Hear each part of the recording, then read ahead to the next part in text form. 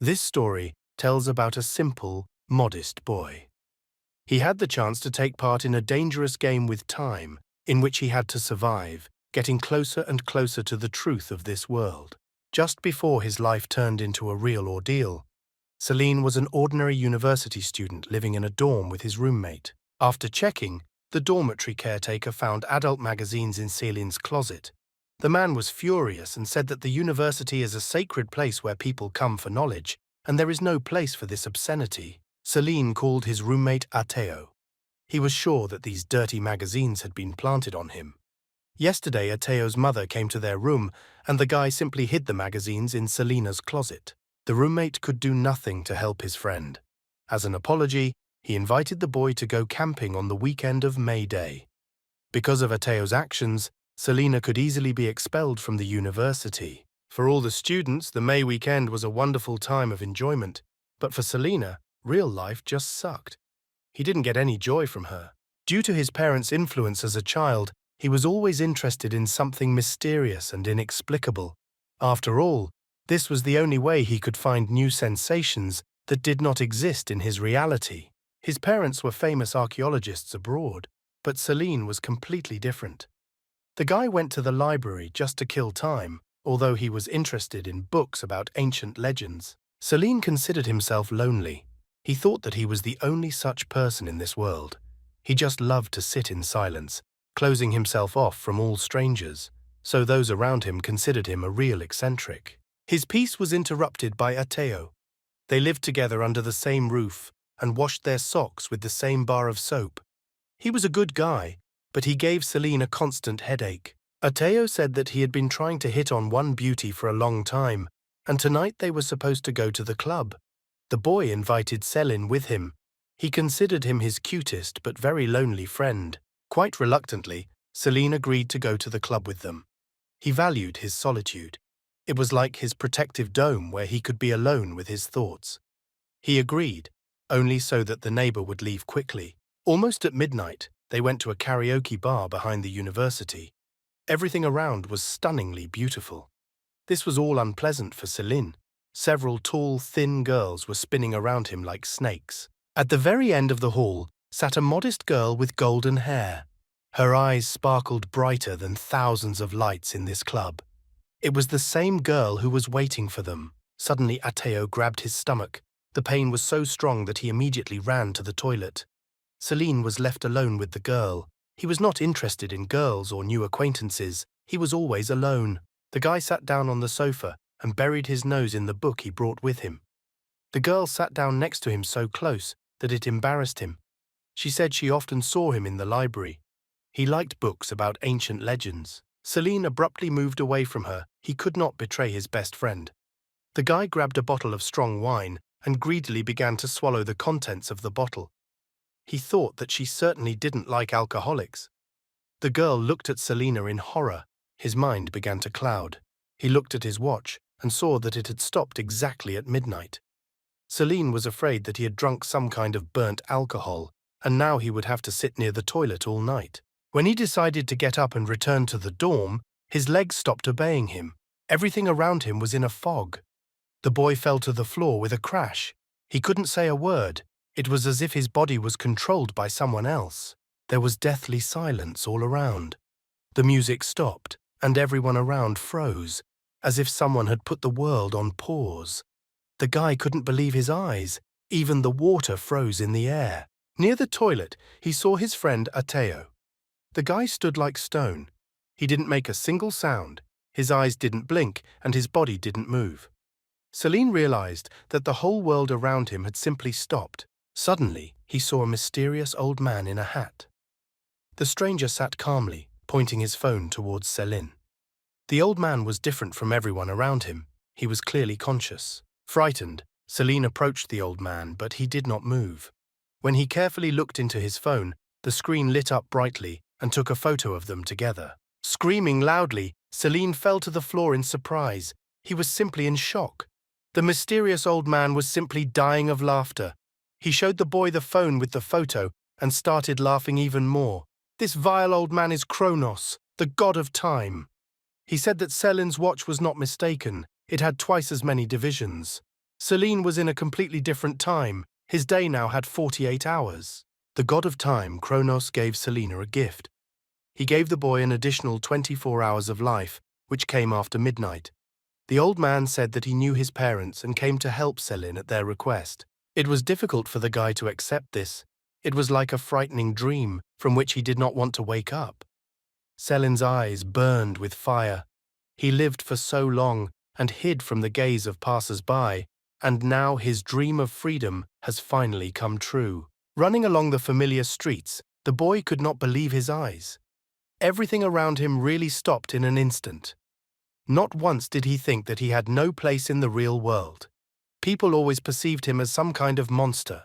For the first time in her life, Celine enjoyed reality.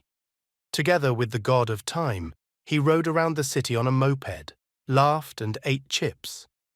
Never before had the city been as quiet as it was this evening. Today, the whole world was only for him. When it was already late, Kronos said that tomorrow at midnight he would be waiting for the boy on the sports ground. Selina's extra time ended, and at that moment, something incredible happened. Suddenly, the hands on Selina's watch began to work as before, and the guy felt a sharp push. The world around him seemed to be reborn again. Crowds of people looked at him with condemnation. People from cars honked their horns angrily. The real world has come to life again. After an additional 24 hours, the time stop stops. Celine returned to the hostel and, tired, lay down to rest. He lay there and thought about what fun awaited him tomorrow. His eyes gradually began to close. The boy slept soundly. The night took over his subconscious, and he saw a dream where the mysterious god of time came to a secret place. He pricked his finger, and the bright blood flowed from his finger onto the floor in huge drops. Magically, 3 huge purple eyes and a mouth appeared on the floor. The blue creature looked straight out of the floor with its bulging eyes and greedily stuck out its tongue, waiting for its new victim. Frightened, Celine jumped out of bed. It was just a dream. It was already long past midnight. He realized that he was already very late and hurried to meet the old man. The guy always carried his book with him, but this time it was not there. He saw his neighbor hiding a book behind his back.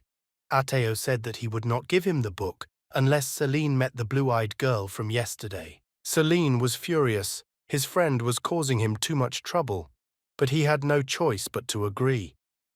He grabbed the book and, slamming the doors, left to meet the mysterious old man. When the guy came to the stadium near the university, the old man stood quietly and waited for him. Celine was very late, but Kronos never took his gifts back because of such trifles. The god of time prepared a strange test for Celine. He ordered him to crush the cardboard box. It sounded simple enough, but there was actually a nail in the box. The guy stepped on the box with all his strength, and blood dripped from his leg. Suddenly a huge mouth with white teeth stretched out of the ground. It was the same monster from his dream. He tried to bite Celine, but the boy jumped to the side. At this moment, the boy's first test had already begun. The rules of the game were very simple. You just had to survive in the game. Celine had long dreamed of experiencing an exciting feeling that was impossible to experience in his boring reality.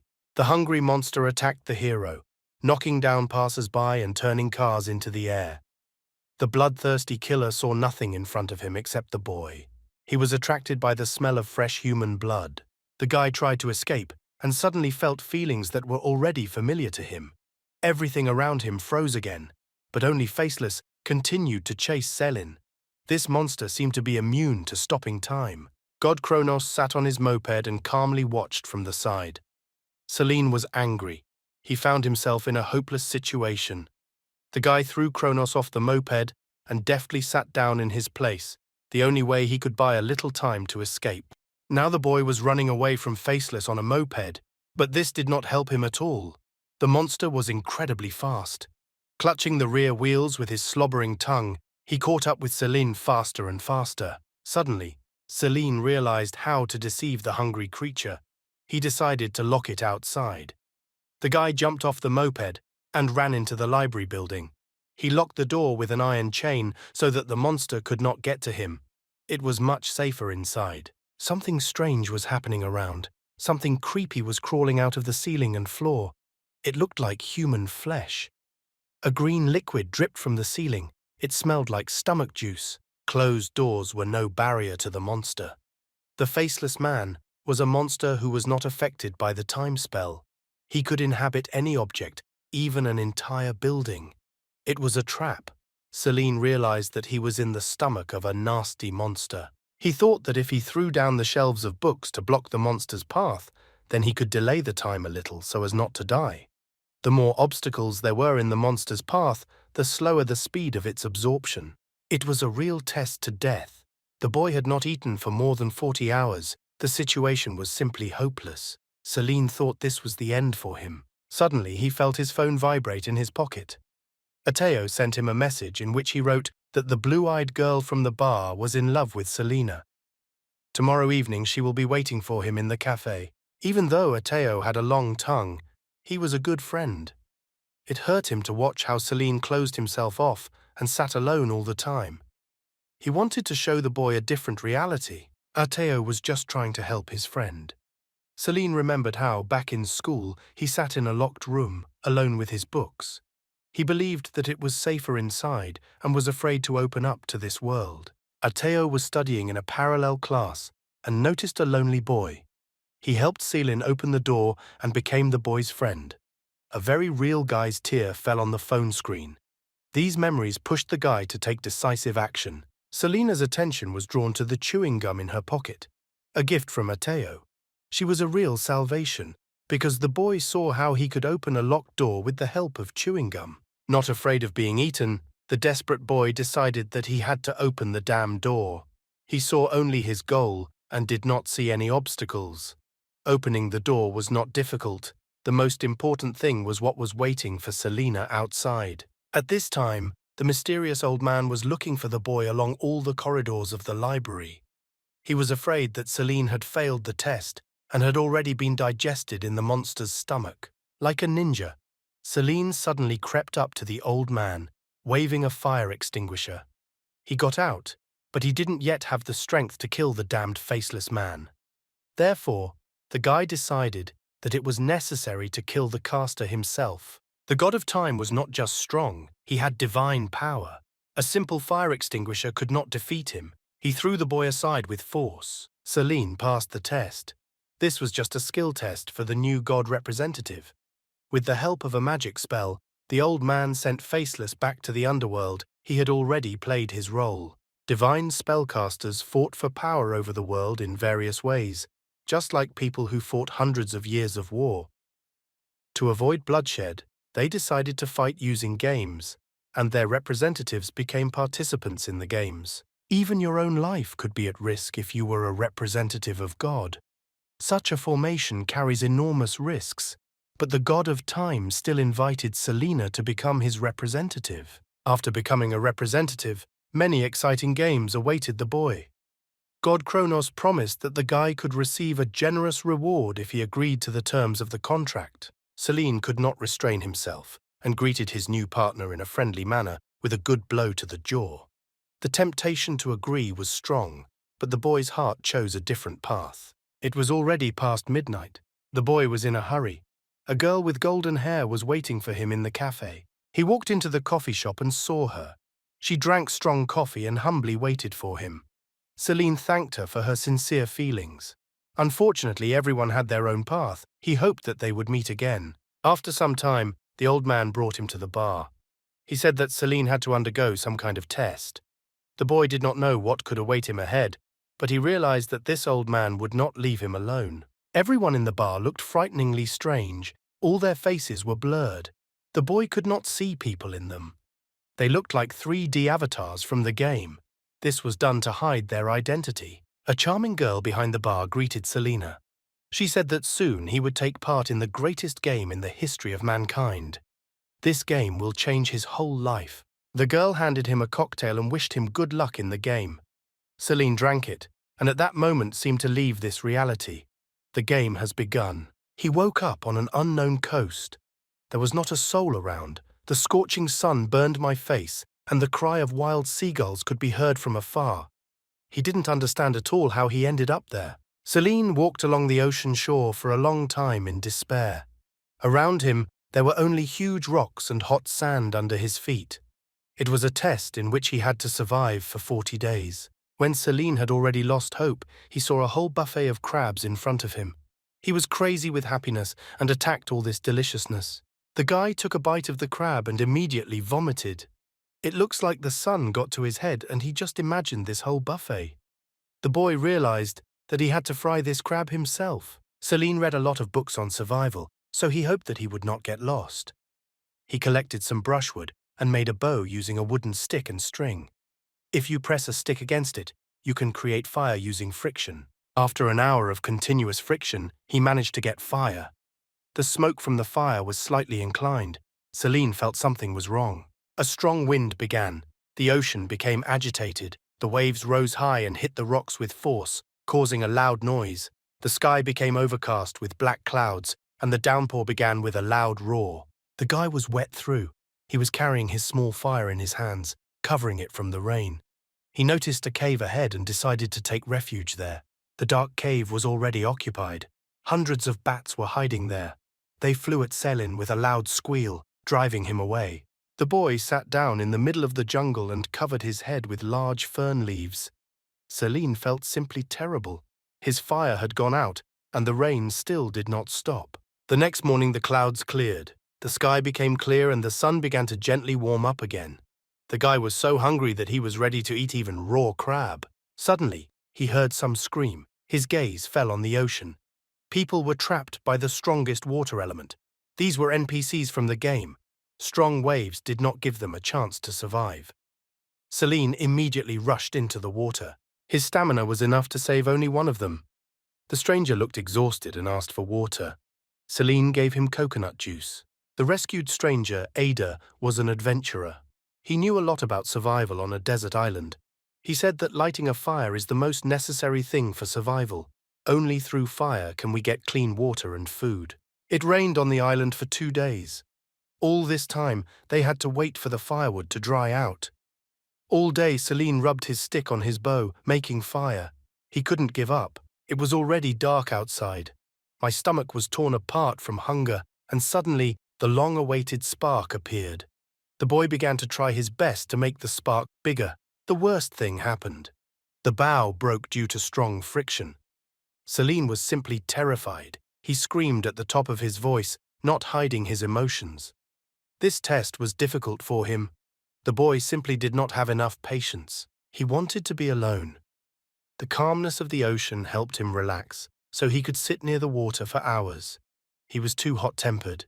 It really was a difficult test. Having calmed his heart, Celine realized that the pitiful fire should not have stopped him. Only by discarding unnecessary thoughts could one achieve enlightenment. Maintaining emotional stability is very important for survival. Celine grabbed a new stick and diligently set to work.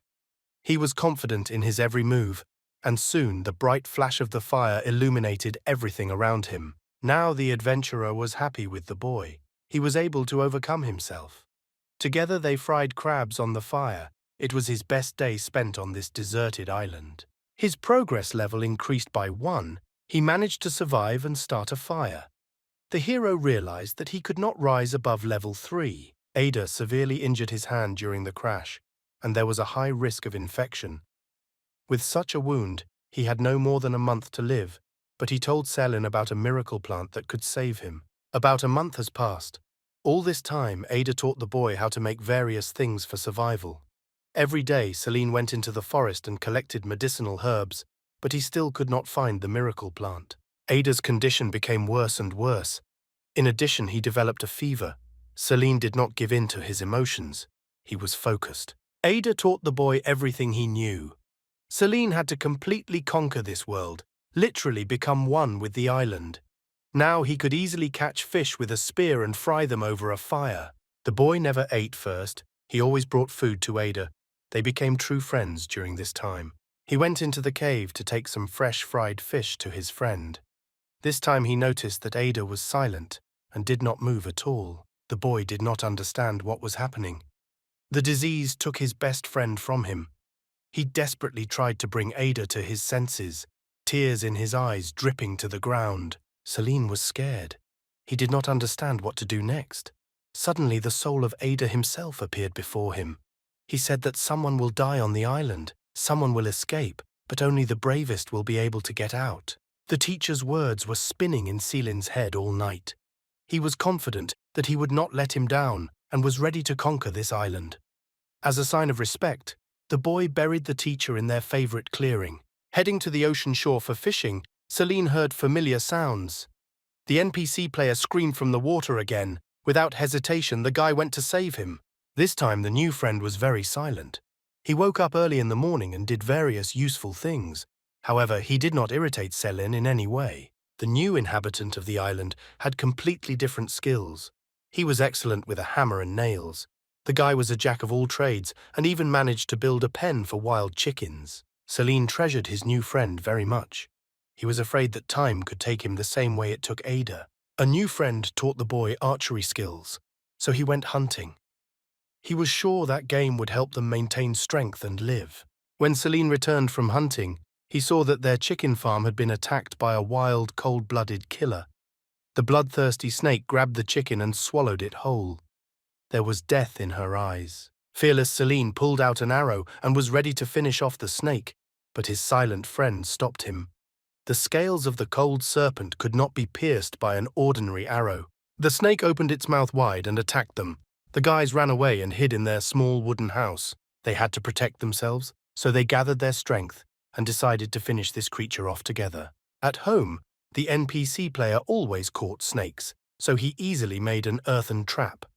When this voracious snake smells a chicken, it will immediately rush here, and then she will fall into a trap. Selin trusted his friend completely. For 5 whole days, they waited for the cold monster to appear. Finally, Selin heard a sound from the forest. He thought that the stupid snake had fallen into a trap and ran into the forest. The boy seemed petrified by what he saw. The cold demon wrapped itself around his friend's entire body. The always silent guy was now screaming in horror. He came to check the trap when the snake was already waiting for him. After thinking a little, Selin rushed at the snake without fear. He stabbed the monster with his spear again and again, until the snake released his friend from his knots of death. The guy looked his fear straight in the eye. He knew how to defeat the monster. Selin ran into the forest. He didn't run away from the snake. He led it straight to the trap. He ran to the pit and, jumping high, grabbed the edge of the abyss. The nasty snake walked straight into a trap, where thousands of needles pierced its body. Selin climbed out of the hole and found the lifeless body of his friend in the forest.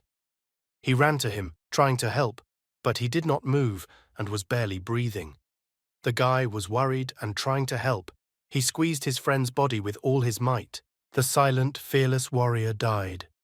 The snake took too much strength from him, and his body could not withstand the enormous power of the monster. He died after 20 days on the island. Selin suddenly realized that the 40 days of the life of the 2 survivors constituted one cycle. Their lifespan was half the duration of their stay. Even if he saved the 3rd NPC, he would not have lived more than 20 days. The rules required him to complete the second part of the test himself. Therefore, the boy decided that he would continue his training and would not save anyone. Selin got tired of doing the same thing every day and decided to cheat the game. The guy made a raft and went to the 3rd drowning player himself. Every day he sailed to the stranger, shared his food and talked about new successes in archery. He had more than 200 days left to save the poor fellow. One day when Selin was hunting, he noticed a strange flower. This was the same miracle plant that would save Ada from death. The actual rules of the game stated that if the player did not have enough abilities in the middle of progress, then he would have to survive the rest of the game on his own. The boy thought that now he would not be able to pass this test. Suddenly, he felt that someone was sneaking out of the bushes. With quick movements, he slid away through the grass and hid behind a tree. The 2-headed leopard greedily attacked the body of the dead deer. Without hesitation, Selin rushed at the predator and plunged a spear straight into its neck, leaving no chance to survive. This was no longer the same Selin as before. Now he could kill a leopard single-handedly. When almost the entire period of his test had passed, he decided that he needed to turn to Bayer, the 3rd NPC, for help. The guy saved him and pulled him out of the ocean to the shore. Without him, Celine would not have coped with the dangerous test on the island, no matter how difficult the test may be. Celine decided that he would no longer allow time to take his friend. He made a promise to himself that he would protect the new NPC with all his might, no matter what the cost. Baya was grateful to the boy for saving him. He considered him a truly good person. However, Celine realized that now he would not take his eyes off Baya in order to protect him from any danger. The new inhabitant of the island felt rather strange. Even in his sleep, he could not be alone with himself, because Celine was watching his every move. The guy seemed to be under close supervision and felt disgusting. This couldn't go on any longer. Baya stopped trusting the boy. On his 20th night on the island, he quietly packed up and left. Baya was very offended and did not want to return. He was wandering through the forest and suddenly saw something strange in the bushes. Two red eyes seemed to look at him without blinking. The forest was not safe, even for an ordinary NPC. Danger awaited at every step. A huge leopard with burning eyes jumped out of the forest. Baya turned pale with fear and pressed himself against the tree. He knew that he could not kill the predator alone. The guy did not have any skills to fight wild predators. In horror, the boy jumped up and began to run away. The wild leopard was too fast and caught up with Baya. As the predator pounced on the poor boy, a familiar voice was heard from the forest. Celine came running to help.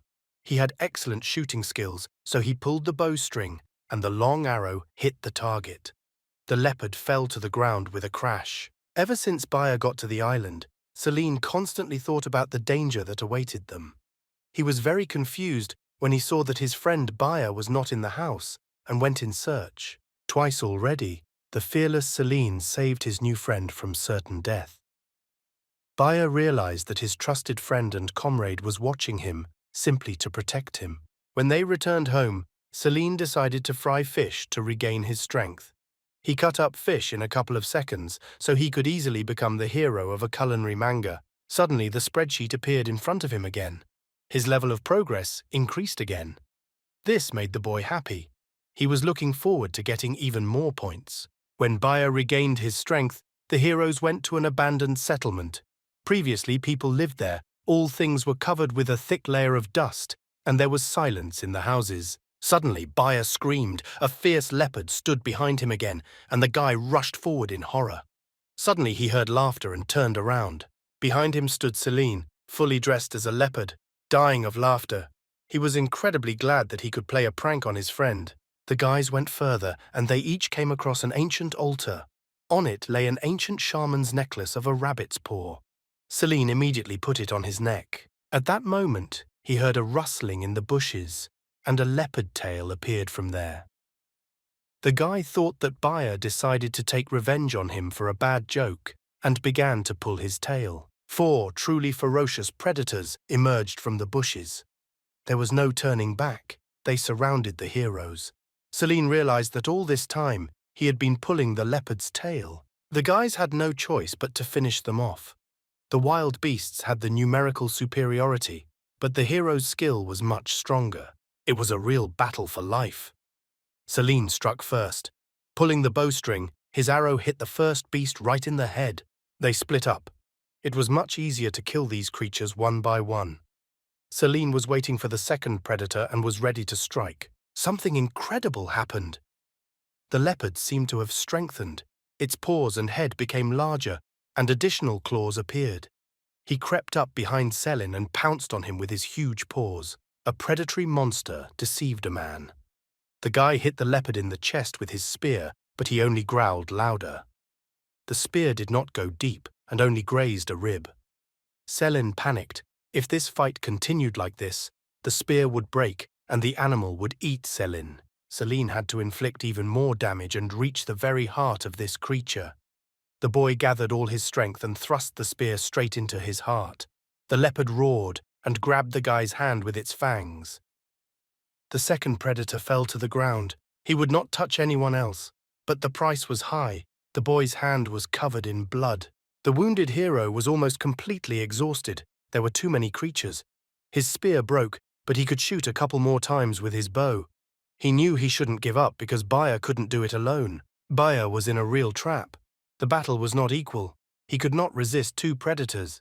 He simply could not survive in close combat. Suddenly, right next to him, an arrow hit the ground. Celine missed. His wounds were much worse than he thought. His strength was running out. If he rushed into battle in such a state, he most likely would have died. Baya was a brave warrior. He was ready to give his life for victory. He armed himself with his two knives and rushed to attack the two creatures. The boy fought desperately. The leopards smelled blood. They could no longer be stopped. The warrior understood that someone had to die in this battle. Celine heard the screams of his comrade Baya. He promised that he would not let him die. It was too dangerous. The boy was tormented by doubts and fear. He did not understand what he should do. He plunged into his subconscious, where he heard a familiar voice. His dead friends told him that he should have fought on. The wound should not be an obstacle to victory. He was now in an ideal shooting position. Ada and a silent friend helped Celine cope with fear. He concentrated only on his strength. Pulling the string of his bow, he shot at the pitiful one-eyed creature. The arrow pierced the leopard's stomach. It was simply impossible to kill these creatures. While Celine distracted the leopard with evasion, Baya led the second leopard into the forest and towards a tree. This was their plan. The predatory cats could only be defeated by cunning. Celine's strength was running out, and he led the leopard into the forest to the same tree. The boy jumped high and shot at the beast Baya was fighting. At that moment, Baya jumped from the tree and plunged his knives into the leopard, which was behind Celine. Only a surprise attack could defeat the leopards. They worked together like a real team. There was very little left until the end of the battle. The last predator growled and rushed at Celine. The boy was not taken aback and fired his last arrow straight into the beast's mouth. The heroes managed. Both leopards lay lifeless on the ground. Now Celine understood what his teacher's words meant. He finally knew the island. The boy defeated wild animals and survived. Now he has become the strongest man and has gained a large amount of experience for the next tests. Celine kept his promise. He saved not just an NPC player, he saved his friend. Sitting on the ocean shore, they enjoyed the sunset. A yacht appeared on the horizon. Their mission was completed. It was time to return home. Celine woke up in a mysterious bar. In front of him, he saw the same barmaid. She was glad to see that the boy did not die, because death in the game meant death in reality. The barmaid saw the necklace from the altar on his neck and valued it at 5 game points. Points were needed to evaluate equipment from games and exchange between players, as well as buy items from the barmaid. Not all equipment has only a positive effect. Celine put the necklace in Tula's box. It is able to restrain the effects of the equipment. The girl said that it could also be purchased for glasses. The charming barmaid gave the guy her business card and forbade him to take it out of the bar. Celine saved the number in his phone. An ordinary person is unable to immediately accept a new environment, so the girl advised him to rest for a couple of days. Returning to his hotel room, Celine could not fall asleep for a long time. The soft bed, which previously seemed just perfect, now caused discomfort. He'd only been out of the room for a couple of hours, but the surroundings already seemed alien to him. Early in the morning, the guy went down to the reception to check out. People looked at him strangely. He clearly forgot that he no longer lived on the island because he came down almost naked. Celine came to the hostel as if it were a completely foreign place. It was as if he had forgotten his native walls. It seemed to him that he had not been here for an eternity. His friend Ateo attacked him with questions. They didn't see each other for just one evening, because in reality, time passed completely differently. Ateo invited the boy to go on a hike with the guys, and Celine happily agreed. There was definitely something wrong with him. He never agreed to such events. Ateo was simply shocked. He did not recognize his neighbor in this guy. Preparations for the hike went well. Ateo took with him a tent, snacks, games, provisions, and a bunch of other things. The guys were in a hurry with heavy bags. Ateo's friends were already waiting for them. When the guys arrived at the meeting place, Celine froze in place. He saw a girl of divine beauty. The guy couldn't take his eyes off her. The whole world around him seemed to have ceased to exist for him. A light wind lifted her skirt, and her hair flew in different directions. Ling Shi was a light-hearted and sophisticated girl. Everyone would like to get the attention of the first beauty of the university. When the guys met, a young golden-haired guy drove up to them in a luxury sports car. Dressed in an expensive white suit, Chung Chung approached Ling Shi and invited her to have lunch together. Ling Shi did not talk to him. She got into the car with the other guys and was about to close the door. The impudent Chung Chung stopped the girl and grabbed her hand tightly. Celine wanted to stand up for the sweet girl. This pompous turkey was not worthy to even stand next to her. He found out that this guy was the head of the student council and his family was connected to the mafia. Ling Shi slammed the car door right in his face and the guys drove away. Chung was furious. He was not used to receiving refusals and always achieved what he wanted, so he decided that he would take revenge on each of the guys. It was already dark. Evening had come. The guys stopped in a small clearing in the forest. After surviving on the island, Selena had no trouble packing up her tents and lighting a fire. The guy was already used to surviving in such conditions, and the forest was a second home for him. While the others were busy eating dinner and playing board games, Celine practiced archery. Ateo praised him. He had never seen such incredible accuracy. At that moment, Ateo heard a wild scream. His Osaya girlfriend was scared. She ran straight to them and called for help. It turned out that they were not alone in this forest. 3 guys started pestering the girls. Ling Shi was not at all afraid and wanted to call the police, but one of the gang hit her in the face. Ling Shi fell to the ground. The gang members were cruel. They did not spare even fragile little girls. Their dirty thoughts could be read in their eyes. These creatures wanted to have fun with the girls when suddenly Selin's voice stopped them. He told the nasty guys to get lost and pulled back his bowstring, aiming straight at the gang leader. Their leader was not one of the cowardly boys. He was not afraid of an ordinary bow and took out a knife. Celine immediately shot at him, and the knife flew to the side. Like jackals, the gang members began to rush at the main character, but he was not afraid of them. They were angry and were ready to kill the boy, but the guy's advantage was in his restraint and self-control. Ateo could not stand aside and defended his friend. Compared to leopards, these bandits were mere bipods. While Celine was busy with one bastard, the head of the gang wanted to stab him with a knife. Celine closed his eyes and suddenly felt complete harmony with his body. There was a familiar silence around. The guy opened his eyes and saw a knife in front of him, which was almost touching his stomach. He breathed a sigh of relief. Time stopped again. The emotions of his friends froze on their faces, and even the air seemed to stop for 24 hours. The guy was surprised. The gift of the god of time saved his life for the first time. He received a new message. Old man Kronos wrote that every day after midnight, time stops for 24 hours, but this will not affect life expectancy in any way. Celine realized that these guys were sent by Chung Chung Mafia in a white suit. His ability was very useful to find this bastard and deal with him, because the guy had plenty of time while Chung was motionless. Chung Chung's black car was parked in the forest. In the car, there was a refrigerator with drinks and a full-size bed, on which the head of the mafia gang himself lay. Celine looked at his phone and realized that this car was the place where they brought scared girls for their pleasures. The guy wanted to return the little gentleman to the righteous path. He took several bottles of water and poured their contents down Chung's throat.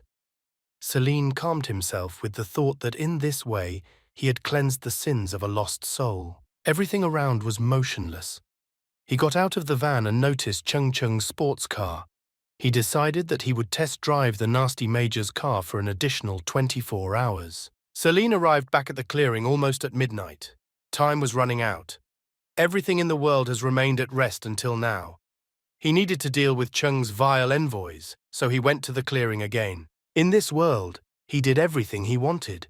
He was like a puppeteer who controlled people by pulling their strings. The boy set up the bandits as dolls so that they would kill each other. Now all the actors were in their places. As if with a snap of the fingers, the world around came to life again, and everyone continued to fight. Suddenly the sound of a siren echoed throughout the forest. Upon arrival, the police detained a vile gang of bandits. They all got what they deserved. The paramedics carried Chen on a stretcher, and he appeared to be in very bad shape.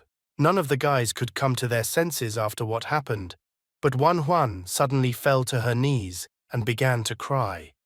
She admitted that it was she who told Chung Chung about this clearing.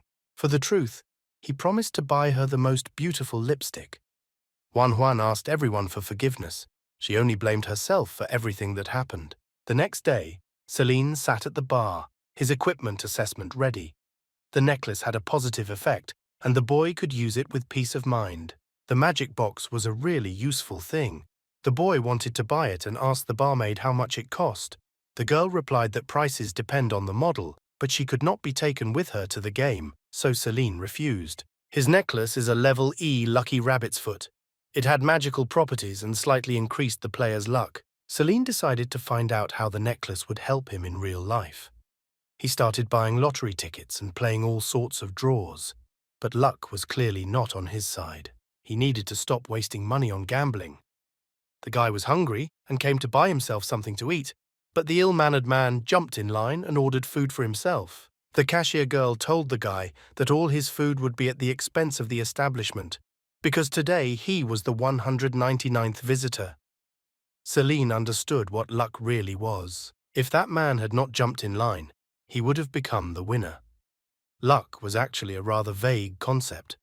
The boy wanted to find a real purpose for the necklace, because it brought at least some benefit. 23 hours and 20 minutes after time stopped, Celine walked home and dreamed of the upcoming vacation. A black cat crossed his path, but he now believed in luck. Suddenly, something rustled in the bushes. He looked around, but there was no one around. The cat that was hanging around the guy disappeared somewhere. Instead, there was a pool of blood on the ground. Something strange was happening here. Celine was stupefied with horror. A monster slowly crawled out of the bushes. It looked like a mutated version of a man, but the boy realized that it was Molesby, the only monster that could continue to live when time was stopped.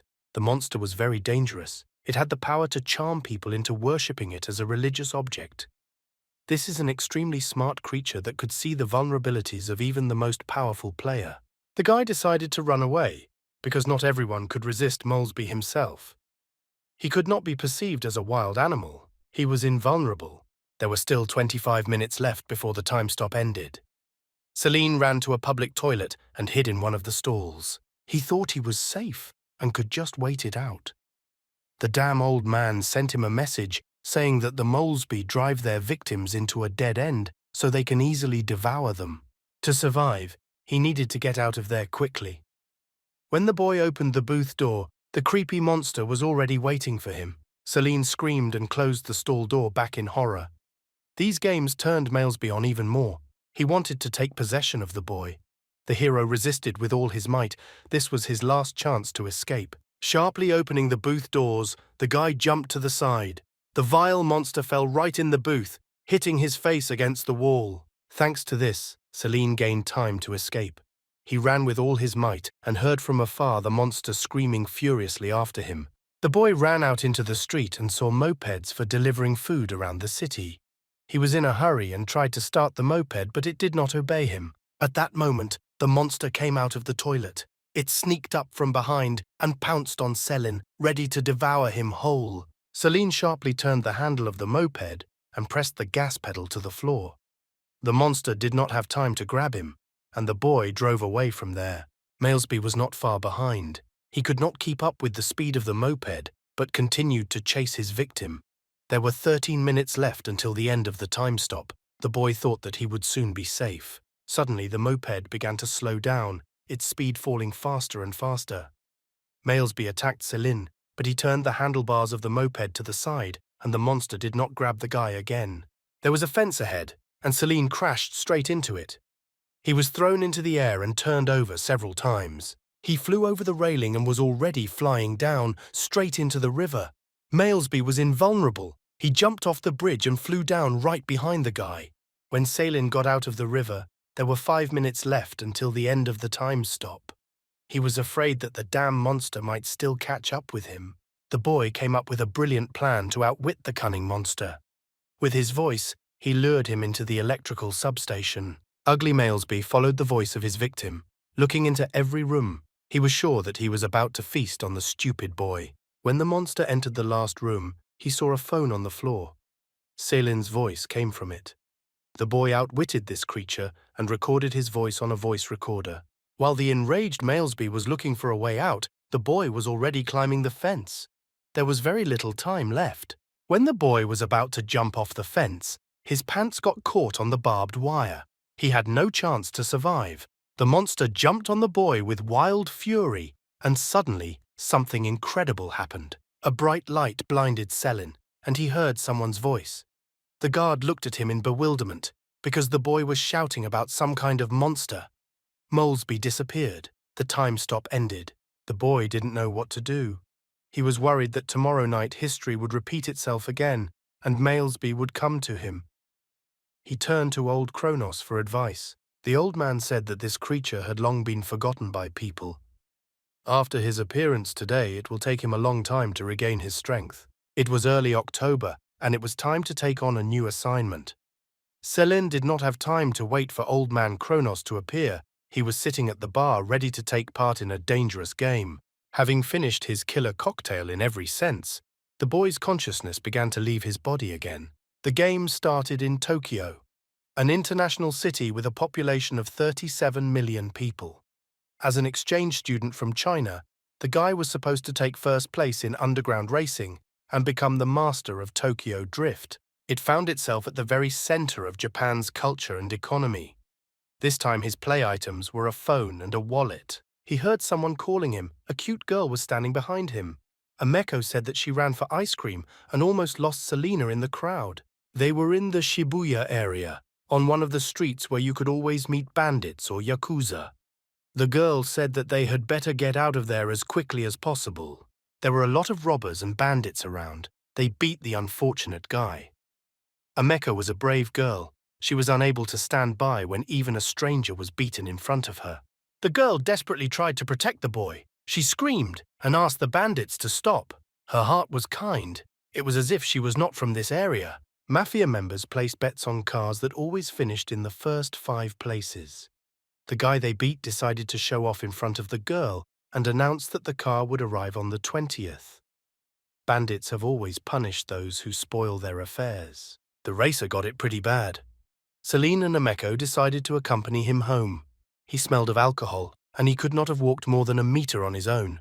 Selin was surprised how brave and kind the girl Ameko was. She was ready to help a complete stranger.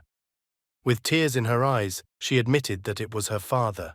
The next day, Ameko brought the boy to the fan club. This did not make Selin happy. He was worried that he could not even find a place to practice driving. Besides, he had no money, which upset him. They went to eat, and Selin decided to find out how the girl's father was doing.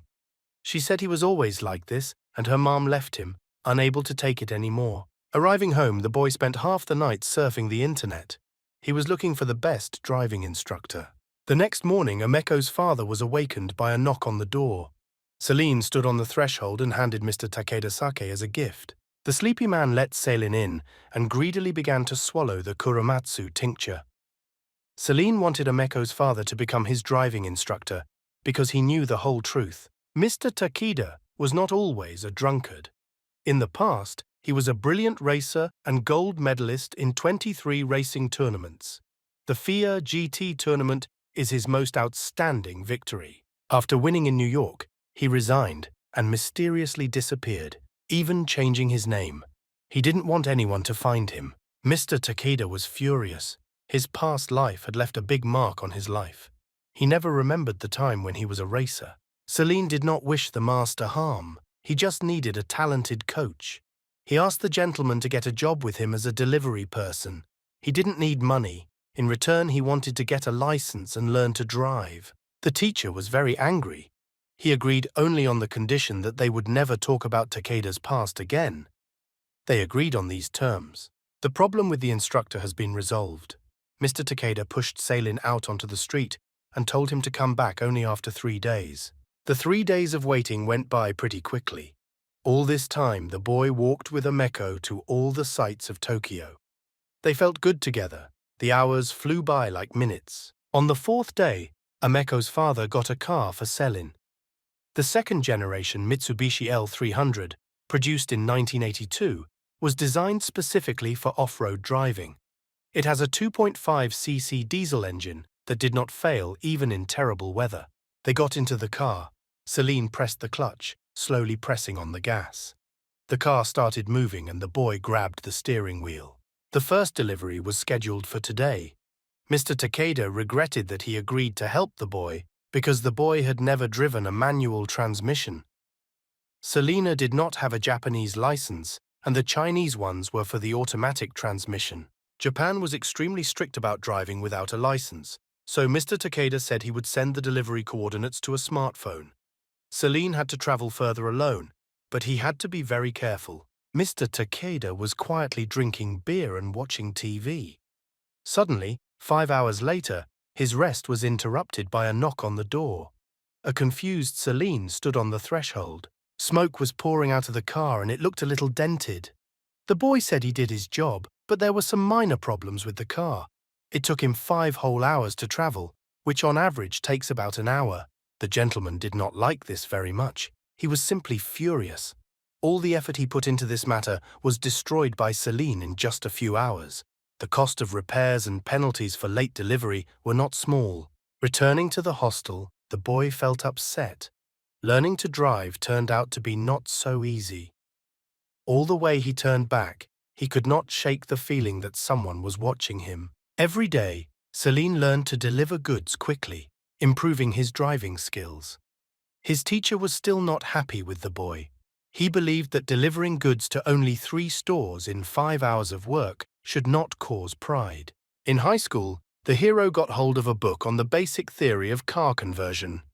He wanted to become the best racer, so he always asked Uncle Takeda to help him figure out the information.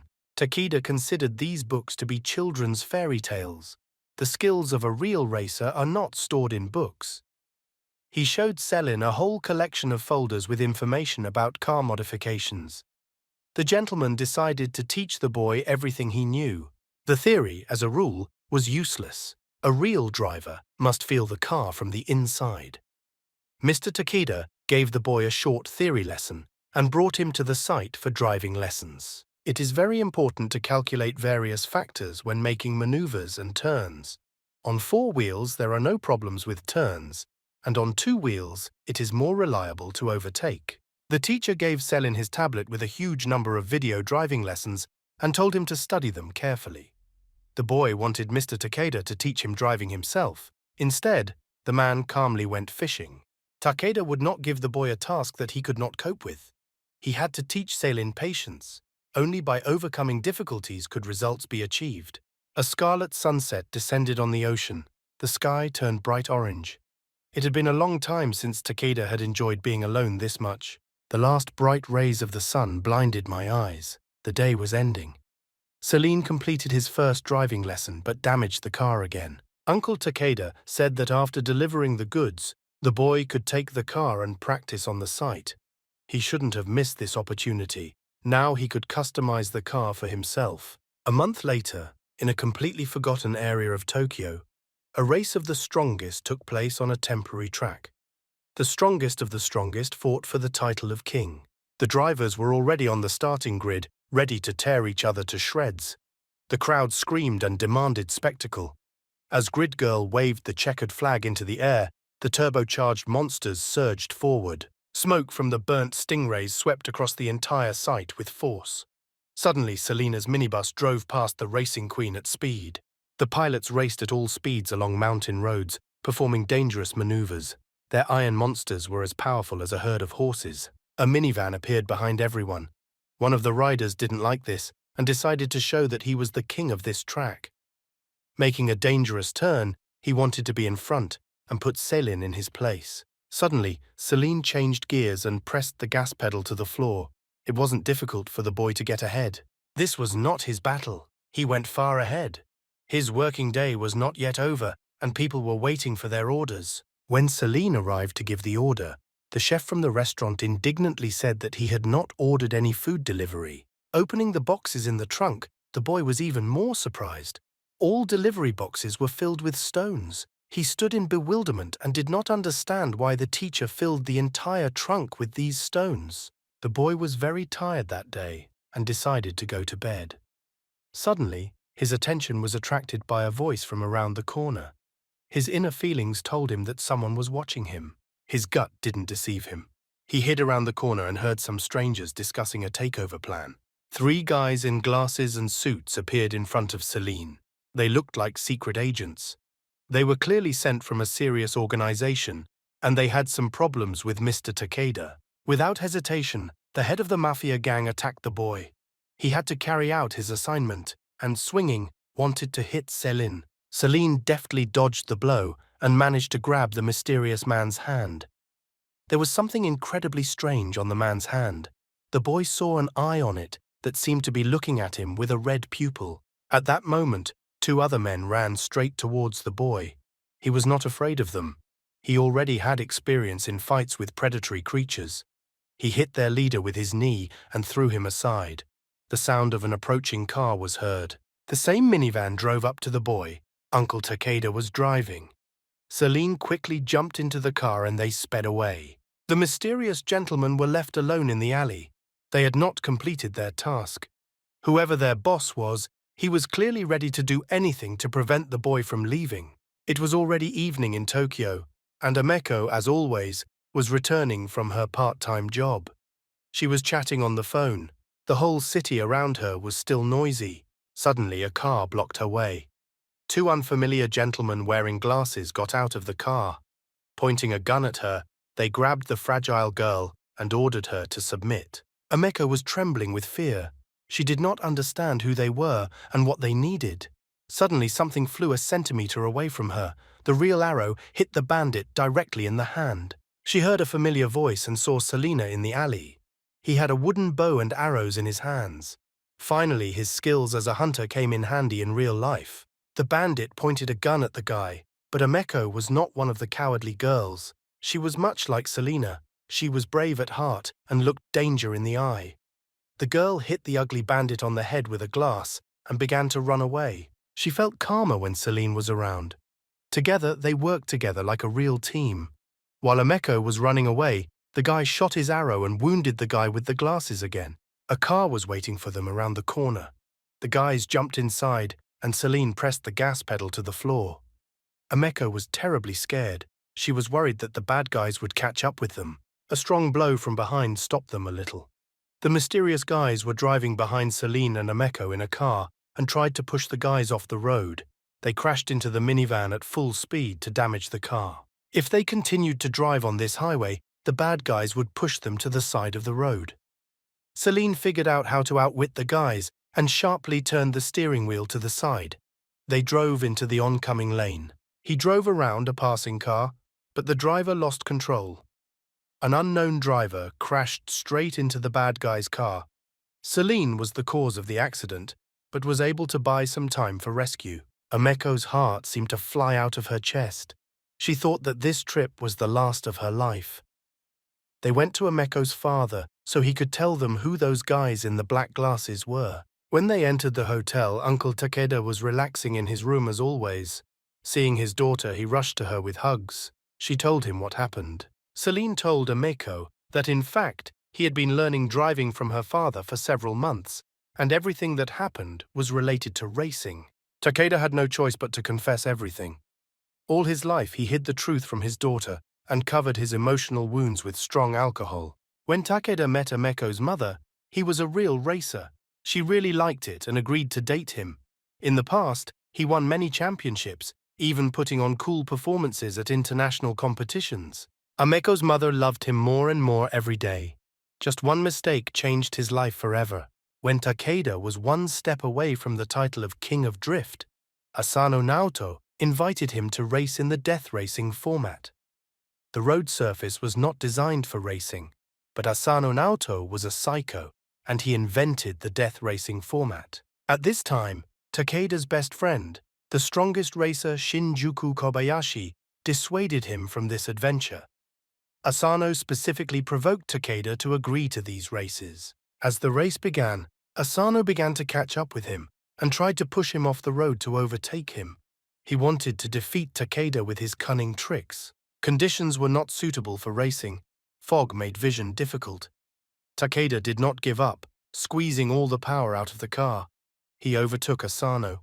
At that moment, bright headlights blinded him.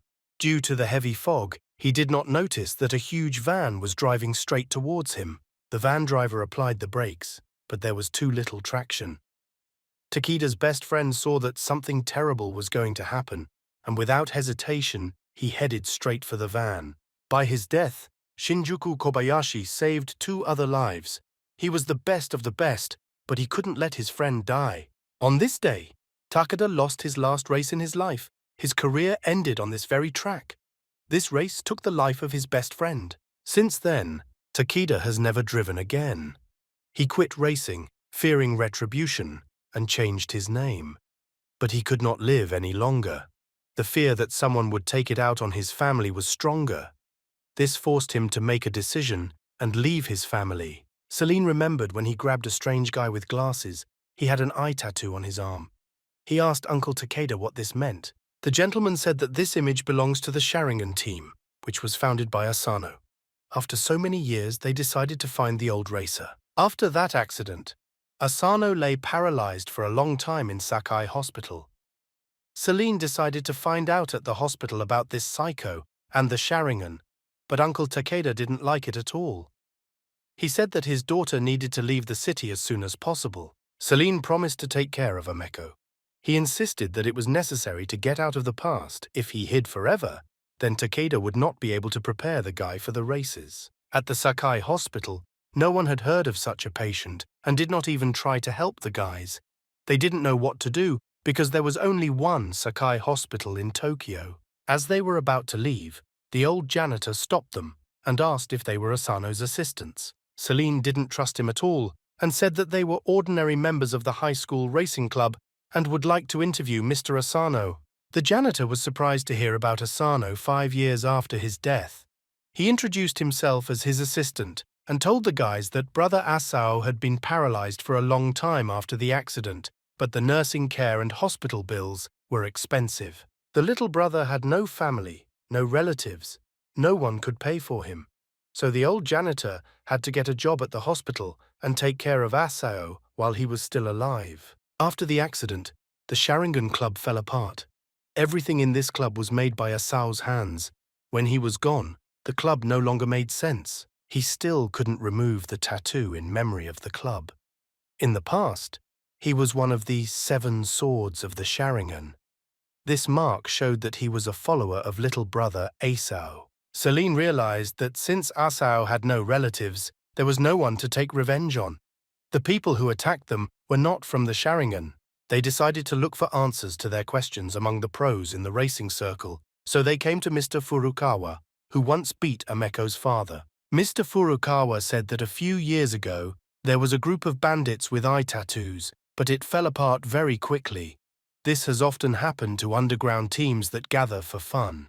After thinking a little, he remembered that there was one team of bandits in the Tokyo warehouse. Their team members are the best racers from abroad. In order not to waste time, the guys quickly left the bar. Now they had to figure it all out. Upon returning to the hotel to Uncle Takeda, they froze at what they saw. Uncle Takeda had clearly been kidnapped. There were signs of struggle everywhere, and beer cans littered the floor. The mysterious cloaked assassin waited until Takeda was alone in the hotel and motioned for his assistants to attack him. The stranger wanted to deal with the former racer with his own hands. The killer slowly turned his head, and the face of Xiaoling Yu, the sister of the tragically deceased Kobayashi, appeared from under the mask. Takeda was speechless. The girl was only 13 years old when Celine and Kobayashi were racers, and now she stood in front of him, and there was a desire for revenge in her eyes. The girl hated Takeda. He insisted on participating in the race and was responsible for the death of her brother. She was ready to shoot him on the spot. Swinging, the enraged Xiaoling hit the gentleman in the face. She put the gun to his head, and at that moment, an arrow flying past her hit the gun and threw him into the air. The girl ordered to search the entire warehouse and find this shooter who interfered with her. It was not for nothing that Celine lived on a desert island, honing his shooting skills. Now he handled his hands like a real pro. He came to save Uncle Takeda, armed with a bow and arrow. Xiaoling's guards surrounded the boy, but he was invulnerable. He was always one step ahead. Survival taught him a lot. He was not afraid of the girl and her bad boys. Celine sneaked up behind the girl and pointed his arrow at her. He told her to lower her weapon, but saw that the guard had caught someone else. The guard brought in a frightened Ameko, tears flowing from her eyes, but she could not escape. There was a gun at her head. Selena was worried about his friend. He needed to go here alone. It was too dangerous for a simple girl. The guys thought it was the end. This game in Tokyo turned out to be too confusing and dangerous. Xiao Ling Yu had been thinking about this plan for years, driven by a thirst for revenge for her brother. When they were about to say goodbye to their lives, Xiao Ling said that she would not kill them if Celine and Takeda went to race against her two riders. Someone had to die in this race. Takeda did not want to agree. He said that he was ready to give his life in exchange for the freedom of his daughter and her friend. But he had no choice but to agree, because he could not allow Xiaoling to kill his daughter. Security took the guys to the garage, where elite sports cars were waiting for them. Kobayashi's sister said that all the parts in the cars were replaced and tested, but the girl was ready to fulfill any wishes of the racers. Having carefully examined the car under the hood, Celine was very pleasantly surprised. Xiao Ling had indeed prepared the best machines for them. The brake system has been rebuilt, and the exhaust pipe has been completely replaced. Takeda told the boy that such a high-quality alteration could be found very rarely. All modifications were made by top-notch conversion specialists. They were the best at what they did. The old racer blamed himself for dragging the boy into this game, because Kobayashi's merciless sister wanted to destroy the whole meaning of Uncle Takeda's life. Soon the most important race of Takeda's life was about to begin. On a foggy highway, among high green hills, there were 4 cars. This place was already familiar to Takeda. The same accident that took Kobayashi's life took place on this track many decades ago. Takeda was in despair. He believed that he deserved retribution. He had the blood of an innocent person on his hands. A dangerous race had begun, and Takeda was ready to do anything to protect his daughter.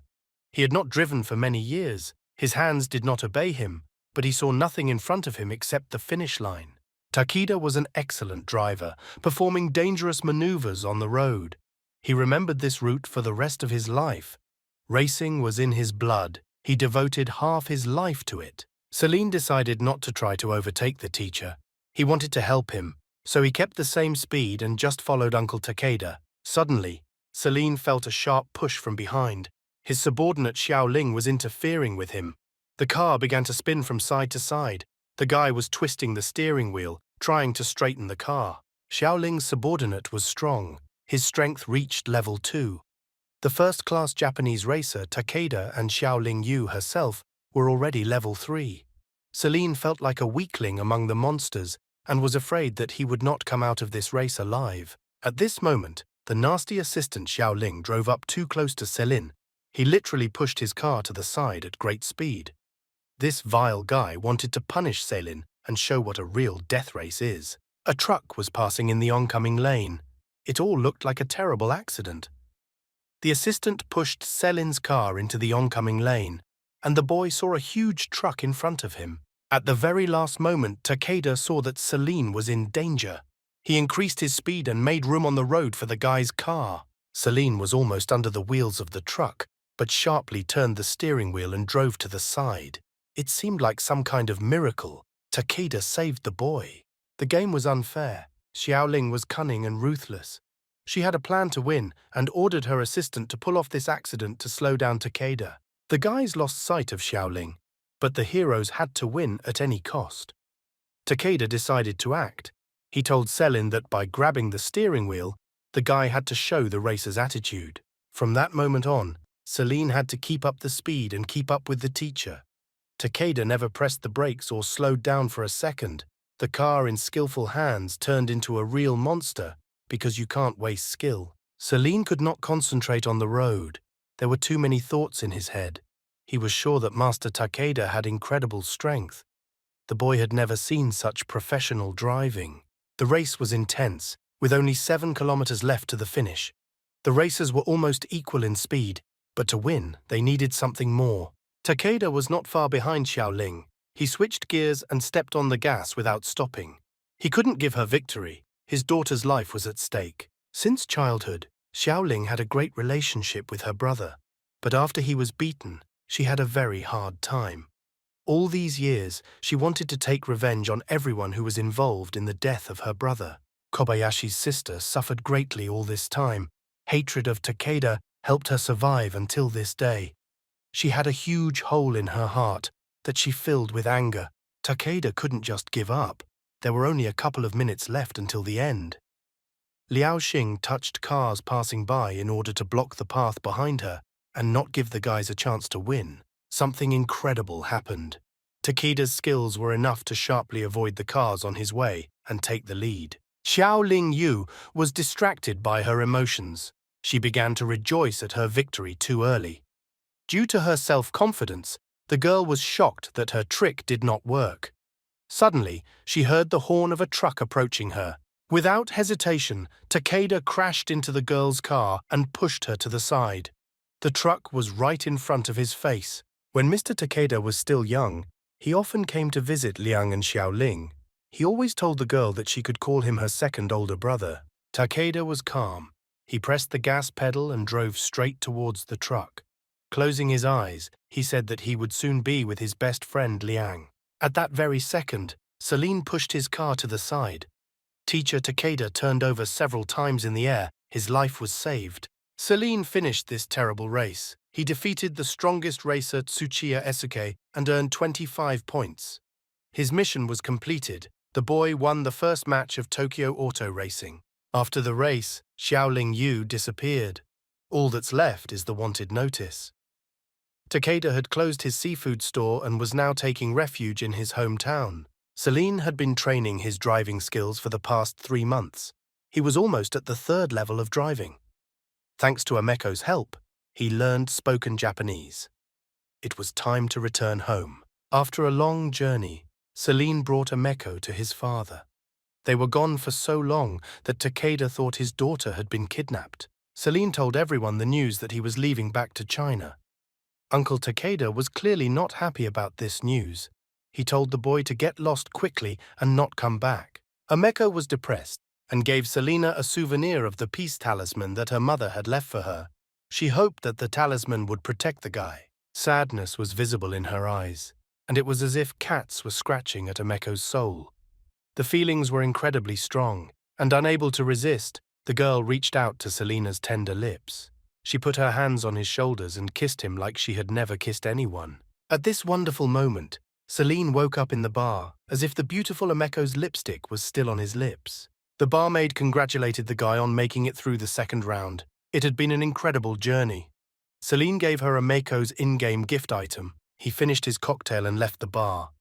The barmaid shouted after him that everything he had experienced was just a game. Celine knew very well that this was really a game.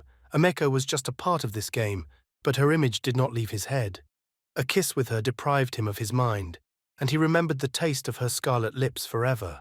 At parting, Ameko said that she would not forget Selina. She asked him to wait for her. The girl wanted to come and find the boy in China. A new message arrived on Selin's phone. The old man wrote that he had returned from abroad. The guy completely forgot that he was already in reality, and the damned Molesby lived here. Kronos wanted to meet at a maid cafe. He knew exactly how to live in pleasure. When they met, the old man put Selin behind the wheel of his car. The boy told the god Kronos about everything that happened to him. Now he had 2nd-level archery and driving skills. Celine was already strong enough, so the old man told him the truth about Malesby. He said that this type of monster lived thanks to human faith. Many years later, people stopped believing in monsters and they were almost destroyed, but they learned to fall into a time loop, avoiding death. Celine couldn't believe his ears. Monsters really existed in the real world. When Kronos gave the boy his gift, the time balance was disrupted. There was nothing to worry about. Many monsters who knew how to use the loop became weaker after losing faith. Their conversation ended as they arrived at their destination. The old man admitted that he cast time magic on the boy. This was the monster's favorite food, so he was sure to appear. Celine was very angry with the old man. He used him as bait. When the old man opened his suitcase, weapons fell out. For the battle, he brought with him the spear of Longinus, which kills the gods. The bow and arrows behind the boy's back gave him strength. He always carried them with him because they saved him more than once. Suddenly Celine heard a strange hissing from above, and some white sticky liquid dripped onto his shoulder. A terrible monster jumped on him from above. It was Malesby. The guy quickly jumped to the side, already pointing his bow at the monster. He was confident in his abilities. He had already defeated many monsters and was much stronger than when he first met the nasty creature. He pulled the bowstring and released the arrow. Celine couldn't believe his eyes. Malesby caught the arrow in the air with his human fingers. He was much smarter than he seemed. The monster just laughed as if it were a man and attacked the guy again. Celine quickly pulled out another arrow and shot at the monster. The arrow hit him in the shoulder. Something magical happened. The monster didn't even wince in pain. His muscles began to grow. The monster seemed to know how to transform. It became bigger and stronger. Malesby pounced on Celine and hit him with his strong, huge shoulder. Celine could not resist such force, and he fell to the ground. The boy was unarmed. He screamed loudly, and immediately the huge spear of Longinus pierced the monster through and through. Old man Kronos decided to help the guy in this battle. The boy was his successor, so the old man had to test his fighting abilities to ensure his strength for the upcoming game. Celine fell to the ground with force. The spear flew back and knocked the boy down. The old man was stunned. A real monster appeared in front of him. Malesby literally split into two and grabbed the old man's throat with his long fingers. He was incredibly strong, lifting Kronos into the air and began to choke him. The sound of an engine was heard and the car's headlights blinded the monster. Brave Celine rushed at full speed straight towards the vile creature. Malesby began to run away, but Celine did not intend to let him go. Having picked up maximum speed, the guy crashed into the monster and pinned him to the wall. The monster was neutralized and deprived of the ability to even breathe. Silenus hit the monster against the wall again and again until it turned into a green, viscous substance. The boy passed the demonstration test, and the god Kronos gave Malesby's marrow bone as a reward. This game item was very rare and highly valued. Tired after the battle, Celine returned to the dorm. Ateo and his friends sat in front of the computer monitor today's campus news. Celine didn't expect to see the news that the university's first beauty, Ling Shi, got into a rich guy's car for money. He was a little upset, but he didn't understand how it applied to him. The boy told the guys to get down to business and not read this nonsense. An English test awaited them soon, and they needed to be prepared. There was no point in preparing for Celine because his level of English was good. Because of the test, the guy was not in class today, and Ateo told him that the teacher would deduct 30 points from the test for the hero. Lately, the guy's life has really changed dramatically. He has already cleared 2 dungeons and became a real hunter and racer. But he completely forgot that in the real world, he was an ordinary student. Celine sat in the empty library and tried to study for the test. A girl interrupted his thoughts. Ling Shi sat opposite him and wanted to practice English. Celine decided to ask her about the news on the campus forum. The beauty was confused, and at that moment the bell rang for class. She quickly collected her textbooks and slipped out of the library without answering the question. Evening came, and the guys invited Selena to a picnic. They wanted to have a little celebration, eat barbecue and drink beer. Celine was worried that because of this, he would not have time to prepare for the test. But the guys insisted on the holiday. Suddenly, Celine heard a familiar voice. He saw 2 American students bullying a girl. One African-American man took the phone from a nice girl. He laughed at her, and they clearly did not have bright thoughts. Celine could not pass by. His brave heart forced him to help the poor girl. The hero hit one of the foreign students. He never spared such bastards. They should have gotten what they deserved. This fight was not fair. There were 2 bad guys, but Celine saw stronger monsters in his life. The second guy swung, and his fist flew towards the hero. Compared to leopards and Malesby, these guys were just small mice. Celine struck the second guy, and he fell to the ground. He asked the guys for the last time to give him the phone. The guys could barely breathe, so they handed over the phone. Celine returned the phone to the owner. This battle was too easy for him, but he felt like a superhero who punishes evil. The sweet Hayase girl Asuka extended her hand to Selena as a sign of gratitude. She said that she had been living in Tokyo all this time. Selena's friends went on a picnic on their own, so we'll leave the couple alone. But the guy could not think about any girl except Amiko. He asked the stranger if she knew anyone from Tokyo with that name, but the girl did not know a single Amiko. Ling Shi had his own life for a long time, but he didn't need Asuka, because his heart was occupied. Ameko left a huge hot mark on his soul, but she lived in a completely different reality. When the guy realized this, he was no longer distracted by anything except studying. After hard preparation and English revision, he was able to pass the test.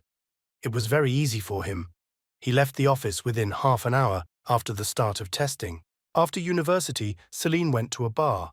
The barmaid analyzed the game item Shadow Moment. It allowed the player to enter a shadow state. The shadow was required to activate, and the effect lasted 3 minutes. The boy spoke about his beloved. He did not want to stay in this world. Real life stopped bringing him joy. He asked the barmaid to run a new test. At that moment, the hero found himself in a snowy forest. A strong, cold wind was blowing. The frost seemed to burn the whole body. Nothing was visible around except snow-covered trees. In such conditions, he could not survive in light clothes and sneakers. The frost blew through the guy to his very bones. Celine realized that he was in Finland, in a dungeon known as the Mannerheim Line. The boy realized that he needed to find a place where he could warm up and find warm clothes. There was nothing visible around him, so he decided to just go straight. He saw someone's shoe in the snow. A frozen man in a Soviet soldier's uniform lay near a tree. He had clearly been lying here for a long time. His face was blue from the cold, and the snow had almost covered his head. This is where the fighting took place. Celine recalled that in 1939, the USSR used Manila as a pretext to attack Finland. The hostilities lasted 2 months. Finnish soldiers resisted until February of the following year. Celine was very lucky that he ended up in this very place. He took off the soldiers' warm clothes, which did not have USSR badges on them. During the war, it was not safe to wear clothes from one of the sides. The guy did not take the machine gun with him. He only took supplies and a pistol. Now he needed to find shelter from the snow and wind, where he could come up with a plan of action. A group of soldiers surrounded him, pointing their guns at him. The guy had a moment of shadow with him, but he did not want to use it from the very beginning of the game. The soldiers ordered Celine to raise his hands. They came closer and closer. When suddenly, someone shot one of the Soviet soldiers, he collapsed to the ground, and the snow under his body began to turn red. The soldiers realized that the Finnish sniper was holed up somewhere in the forest and began to run away, screaming in all directions. Celine has never been in an even worse situation. At the very beginning of the game, he was already surrounded by soldiers and was under sniper gunpoint. This time, the chance to survive was very small. An unfamiliar soldier appeared from behind a tree, holding an old machine gun. He shot one of the soldiers and he fell to the ground. Celine was scared. From the very first minute of the test, he could have died. Celine was hiding behind a tree and suddenly realized that, faced with the Soviet army and a Finnish sniper, he needed to take sides. The sniper saw that the boy was surrounded by an army of soldiers, but he was merciless and killed instantly. Celine decided to surrender to the sniper and, using a homemade white flag, signaled to the sniper. The well-aimed sniper immediately shot at the branch. He didn't need a friend. He had no choice but to take advantage of Ameko's gift. A moment of shadow allowed one to turn into a shadow for only 3 minutes. Hoping that he would have time to escape in 3 minutes, the guy pressed the figurine to his chest and closed his eyes. He found himself in the dark. He saw a certain creature, a black shadow with red eyes. She transformed into a huge eagle, and Celine disappeared from the forest. The sniper lost sight of the guy. It was as if he had fallen through the ground. He was well prepared. In a white suit, he almost blended in with the snow. A Russian sniper settled down not far from there and tried to track down the Finnish shooter. When he discovered the enemy and was ready to kill him with one shot, the shadow's effect ended. Shadow Flash only works in the shadows. Unconsciously, Celine stepped out of the shadows and appeared right next to the soldier. The Soviet sniper got scared and screamed loudly. At the same second, the Finnish marksman killed the soldier with a shot to the head. Russian soldiers noticed the enemy and opened fire on him. While everyone was busy with the sniper, Without thinking for a long time, Celine rushed to run away from there. The Finnish sniper had special training. He never missed. A mysterious killer shot and killed a Russian soldier. When he went down to take the soldier's weapon, the man in Soviet uniform took out a grenade and said goodbye to his life. A strong explosion lifted all the snow into the air. A strong roar was heard even far in the mountains. Celine looked at the cloud of smoke and hoped to see the dead sniper there. But from there, the body of a bloody Finnish killer appeared. He was hit hard by the explosion, and his white uniform turned red. He was no longer dangerous. The sniper fell to his knees, and with his silence clearly asked for help. The stranger asked not to attack him. He was wounded. The sniper asked to carry him and find a cave where he could hide from the wind. Celine felt sorry for the wounded soldier and decided to help him. The snowdrifts were too big. The guy almost couldn't move. Suddenly, the snow fell under their feet, and they began to fall down together. They fell into an icy pit. There were skeletons of animals lying around, so Celine realized that it was a trap for wild predators. The sniper felt very bad. The wound was large, and it was necessary to stop the bleeding as soon as possible. At such a low temperature, the seriously wounded could not survive. Celine took off his mask and saw a girl underneath it. The grenade fragments seriously injured her, but Celine knew how to treat such wounds. He had with him everything he needed to treat his wounds. The guy pulled out the glass shards from the wound. The bleeding stopped, but further treatment was impossible. They needed to quickly get out of the pit. Without supplies and medicine, they could not survive there. Celine had to figure out a way to rise to the surface. The guy tried to climb the walls, but the sand was frozen, and it was simply impossible. The girl had a high fever. Her body generated too much heat. In such cold, she could simply die. Celine lay down next to her and covered her with a pile of clothes to bring down the temperature. When she woke up, the girl jumped up in bewilderment. She didn't remember anything at all and didn't recognize Selina. Pointing her sniper rifle at the guy, the girl ordered him to introduce himself. She spoke Finnish. Celine did not understand anything at all. The boy tried to explain to her that he saved her and did not wish her harm. She did not understand him and screamed even louder. The sniper pulled the trigger. The sound of the shot echoed throughout the cave. Celine opened his eyes and saw that the girl was pointing a weapon in the air. She didn't want to kill him. It was just a way to scare the boy into telling the truth. Finnish soldiers came running at the sound of the shot. They desperately searched for the girl in the forest all night, thinking that she had been shot by soldiers of the USSR army. Finnish soldiers tied the guy up and took him to their camp. None of them knew English, so Celine could not explain to them that he was not the enemy. The soldiers locked the boy in a barracks. There wasn't even a bed there. Selina wasn't interested in winning. It was just a game. His only goal was to survive. All his belongings were confiscated. The guy believed that soon the soldiers would come to kill him because they clearly considered him a prisoner. He couldn't just sit and wait for his death. He decided to come up with an escape plan. Celine heard some noise outside the door. People outside were screaming. It was clear to the hero that something had happened outside. This was his only chance to escape. He pushed the door lightly. It was not locked at all. There was silence all around. Not a single living soul was nearby. This was the perfect chance to escape while all the soldiers were busy. The guy was very hungry. He hadn't eaten since he got here. As if invisible, Celine made his way into one of the tents where there was a dining room. If he had not been shot, he would have died of hunger in the forest. There wasn't much food inside, but he found packed rations for 3 people. With this food, he could hold out a little longer. Satisfied, Celine was about to leave and thought about how he could find the confiscated items. When he left the tent, he stood rooted to the spot. In front of him stood a soldier with a pistol and a volunteer girl from England. She shone a flashlight at the guy and suddenly spoke in English. The girl told Celine not to throw their food on the ground. The guy had nothing to worry about because they knew that Celine was not a spy. The spy would try to stay no matter what to gather information, but would not try to escape with a bag of food. Although the soldiers did not consider the boy an enemy, they did not want to let him go. The commander pointed a gun at Celine and wanted to kill him. Celine asked the girl what happened to the wounded sniper. The girl was surprised that even before his death, the boy was worried about others. Maggie said that the sniper was alive. When she woke up, the first thing she did was start begging to spare the boy. Now Selin had two options, either be killed by the commander or join the Finnish soldiers and fight. 7 days have passed since Selin entered the dungeon. Now he was a member of the Finnish assault group. He had to agree to continue his test. Even though his fellow soldiers didn't recognize him at first, I at least had a chance to improve my fighting skills and raise my skill level. As a member of the assault team, he was allowed to practice marksmanship. He knew how to use a bow and was very accurate, but shooting with a gun was a little more difficult. During the training, the guy was allowed to shoot only once. Due to the limited number of bullets, as well as the trainer's lack of desire to teach him, Selin did not improve his shooting skills much.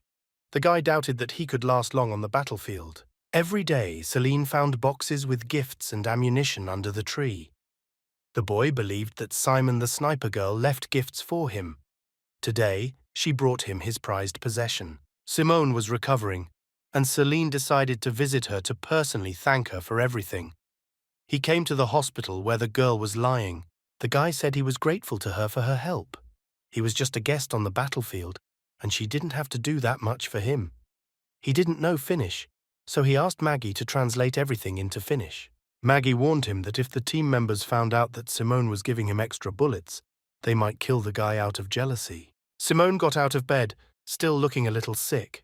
She didn't say a word, just whispered something in Meg's ear. She said that the White Reaper never treated the guy like a guest. Today, the sniper will personally teach him how to shoot. White Reaper. Simon was the world's first sniper. He had 705 kills in his lifetime. In this war, during the winter of 542, the Soviet army was defeated by the Nagant Mosin. Selin was shocked that this killing machine was a girl. Simone was already doing her training. The three of them went into the forest to shoot at targets. The guy thought he was shooting personally, but his skills still needed to be improved. Suddenly their attention was distracted by the sound of a siren. It was a signal to gather. It looked like a fight was about to begin. Selin could have learned from the White Reaper and greatly improved his skills, but the guy was not ready to take such a risk.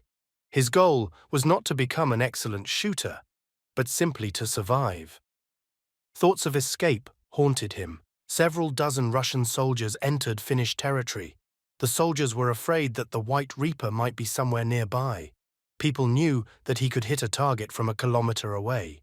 At that second, a bullet flew into one of the drivers. Blood sprayed in all directions. It was a real Finnish ambush. Finnish soldiers began to emerge from cover. There were many of them. They were merciless. They surrounded the Russian soldiers, not giving them time to find cover. This battle was difficult for Selin. The training was very different from real military operations. The guy couldn't even hold a gun properly. The Russian soldiers fought with all their might. They hid behind the trucks, but it was not at all safe. They finally installed their powerful monster mortar. There were explosions all around. The ears were deafened by the sound of exploding mines. The Finnish soldiers were hiding in the forest, where there was a greater opportunity to remain unnoticed. The sniper told Selin it was time to leave. Simon wanted to deal with the mortar. It posed a great danger to them, but the guy did not follow her. In his first battle, the guy was already a deserter. While everyone was busy fighting, he decided to run away from the battlefield.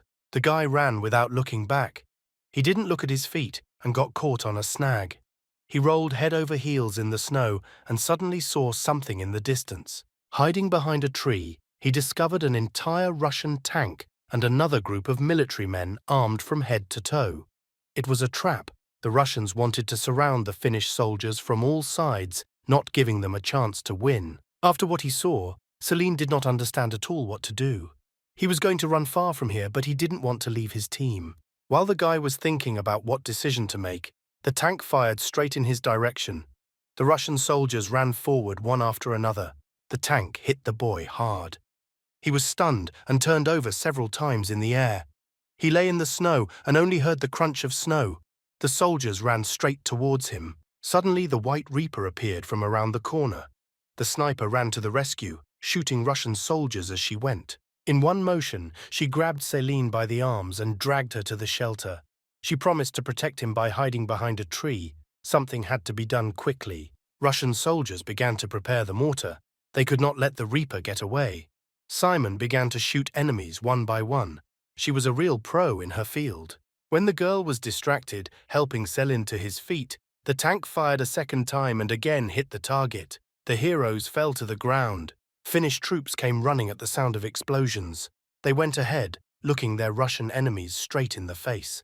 Their task was to protect Simon. Selin heard someone calling him. He opened his eyes and saw Finnish soldiers in front of him, who surrounded him. He immediately asked them if everything was all right with Simon. Lighting a cigar, Maggie said that in the war, there were two types of people who would not rejoice in victory: traitors and deserters. Death awaited them. There was no turning back. The soldiers knew everything. Meg knew that Celine would not make excuses, so she ordered his death.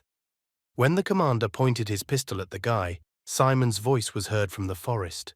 She said that she ordered the guy to conduct reconnaissance, so he went far from the battle site. If Celine had not interfered with the enemy, the Russians would have surrounded them. The soldiers believed and were very grateful to Selin for his help. A second ago they were ready to kill him, but now they wanted to thank the guy, considering him their savior. The guy didn't understand at all why Simone saved him in the forest and why she promised to protect him. She saved him. For Selina, she was ready to go to great lengths. The guys celebrated the victory together, as if they were speaking the same language. This world was a mystery to Celine. It seemed so real, but all the people in this world were just NPCs. Returning from the Tokyo dungeon, the guy promised himself that he did not need a second Ameko, but he realized that his thoughts were confused in two worlds. One of the soldiers was already very drunk. He apologized to Selin for his behavior and thanked him for saving him. He even invited him to his room for the night. Every day, Celine learned to shoot better and better. Maggie laughed at him. She didn't like that the guy was so self-confident. If ridicule hit like bullets, Meg would have already killed a lot of people. During another training session in the forest, the sound of an explosion came from the camp. Enemy troops attacked the Finnish camp. The second wave began. Russian soldiers surrounded the Finnish camp. They were armed from head to toe. 3 USSR tanks pointed their muzzles directly at the enemy base. The tankman began shelling the enemy base. He fired the first salvo, and a huge shell hit the Finnish barracks. The Finnish soldiers were confused. The Russians approached the base too close and unexpectedly. There were many more of them, and they had a lot of equipment. The camp was not that important for the Finnish soldiers. They thought that the Russians surrounded them because of Simon. Their numbers and weapons were greatly inferior to the Soviet army. Maggie said they were only alive because of the White Reapers. Now the USSR soldiers were ready to destroy the entire camp in order to kill all the Reapers. It was time for Selina and Simon to leave. They were in danger. If the Soviet guys had discovered Simon, they would have killed her without hesitation. But the girl could not leave everyone. For the sake of her own salvation, she decided to stay and help. The terrible war continued. Bullets whistled around. Tanks destroyed even the strongest walls and barricades. Soviet soldiers were advancing even closer. The Finns fought with all their might and killed many. They couldn't cope. They had to leave. But the commander gave the order to fight. They looked death in the eyes. Even if they were all killed, the soldiers had to hold off the enemy army in order to save Simone. Simone could not leave and let her comrades die because they risked their lives for her. She went alone to fight the Russians. At this time, Russian spies were lying in ambush and discovered the White Reaper. They signaled to the team that the sniper had appeared in the forest. The Russian tank fired straight at Simon. A huge cloud of smoke hung in the air. The girl hid behind a tree and the soldiers did not touch her. Celine and Maggie came to the rescue. They had to run to a minefield. Tanks would not be able to get there. Meg didn't understand why Celine was helping them. The girl said that this moment was the most suitable. There would be no better chance. She knew from the very beginning that Celine wanted to escape from there. Russian soldiers wandered through the forest and looked for the White Reaper. They didn't know the area very well, so they couldn't imagine that they were walking through a minefield. Suddenly, one of the soldiers touched a mine. It was completely invisible from under the snow. The Russian soldiers stopped, their faces turned pale, and at that moment, the mine exploded. The heroes took refuge in a cave far in the forest. Simone was worried about the rest of the team, but they were experienced enough, so nothing should have happened to them. Suddenly, 3 Finnish soldiers approached the cave. They managed to escape and make their way to the cave unnoticed. When the soldiers saw the light from the fire, they realized that they were their own. The guys gave the bad news. They were the only ones who managed to survive. The remaining soldiers sacrificed themselves and fell in battle, and the commander was taken prisoner. After hearing what she heard, Simon could not sit still and calmly hide in a shelter. She called everyone who was in the cave to save the commander from the clutches of the enemy. As a representative of the special forces, Maggie ordered everyone to stop and not leave the shelter. Those who disobeyed, the girl would be forced to kill according to military rules. It was deep night. The whole sky was strewn with stars, and only a bright fire illuminated the cave. Everyone was fast asleep, but Celine heard someone's steps through his sleep. The guy went outside and saw footprints in the snow. He followed the tracks and saw Simon in front of him. He realized that she had gone to save the commander and decided that they had to do it together. They sat in ambush and began to inspect the base of Russian soldiers. The commander stood in the middle of the street. Soviet soldiers tied him to a pipe. There were too many enemies. They were patrolling throughout the base. If the heroes had simply launched a frontal attack, it would not have worked. They needed a cunning plan to avoid falling for the Russians. Selin came up with a plan. He promised to protect Simon, so he went on reconnaissance first. He wanted to get into the enemy's line of sight, use the moment of shadow, and sneak up to the commander. Celine carefully began to descend towards the base, when suddenly a bullet hit him and the boy was pushed back. He fell lifeless to the ground. Simone was sure that the guy was dead, but suddenly he turned his head back and asked to cover him. His plan was flawless. He wanted to deceive the Soviet soldiers with his impeccable skills. The Russian sniper hid and closely watched Selin, waiting for the White Reaper to come out of hiding and show himself. The boy lay motionless in the snow. At one point he suddenly jumped up and began to run away.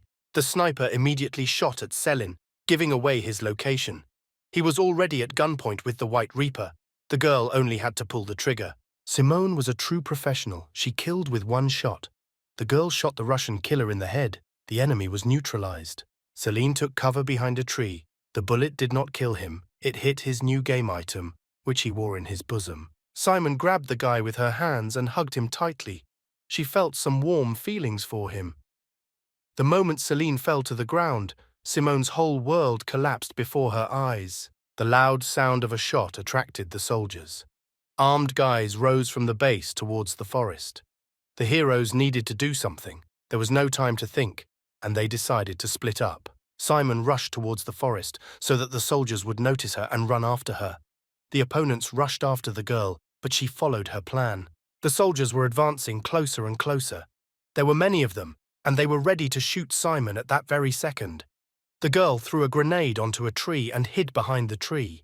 When the Soviet soldiers were already very close, Simon jumped out from behind a tree and shot a grenade several times. At this time, Selin remained at the enemy base to save the commander.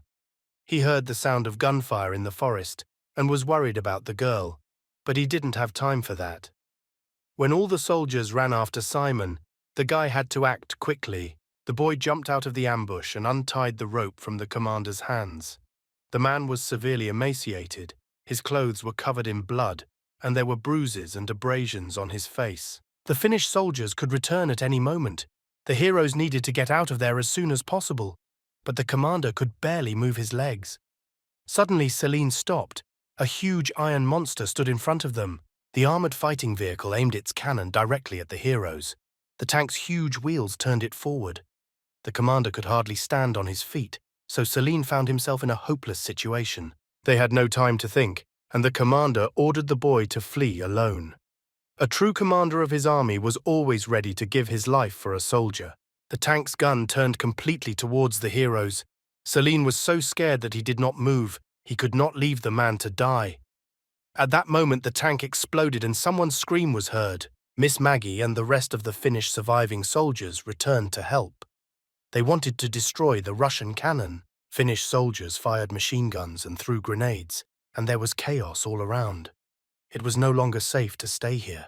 The commander did not understand why the guy was saving him, because he was seriously wounded and could no longer walk, so they would not be able to get out, and the commander ordered Selina to leave alone. The Finnish soldiers fought desperately, but the grenade could not stop the tank. Maggie was furious. She could not help either the commander or the others. The situation was almost hopeless. Suddenly, the Finnish soldier decided to act alone. Taking a grenade with him, he rushed straight to the tank. When he ran closer to the combat vehicle, at that moment an armed tanker got out of the tank. He saw a Finnish soldier and shot him with a machine gun. Celine was stupefied with horror. He was still sitting in ambush, watching the tank. The boy realized that he had to avenge the soldier, but he tried to concentrate. Throwing away his weapon, the guy took off and ran for a grenade. He must blow up the tanker no matter the cost. With a quick movement, he grabbed a grenade and climbed onto the tank. Selin threw the grenade inside and closed the hatch. The explosion threw the guy aside, and he fell to the ground. Simon ran up to the guy and helped him up. It was not safe here. The enemies could come at any second, so they had to leave. At that moment, a rough male voice said that everyone should remain in their places. The Finnish commander-in-chief and a bunch of soldiers approached too unexpectedly. They grabbed the guys and took them to the camp. The colonel apologized to Maggie and said that they should not have met here. He fully admitted his guilt. Maggie did not like Pletev. The place where they were supposed to meet was supposed to be hell. The girl came only to talk to Celine. She entered the room where Celine was under guard.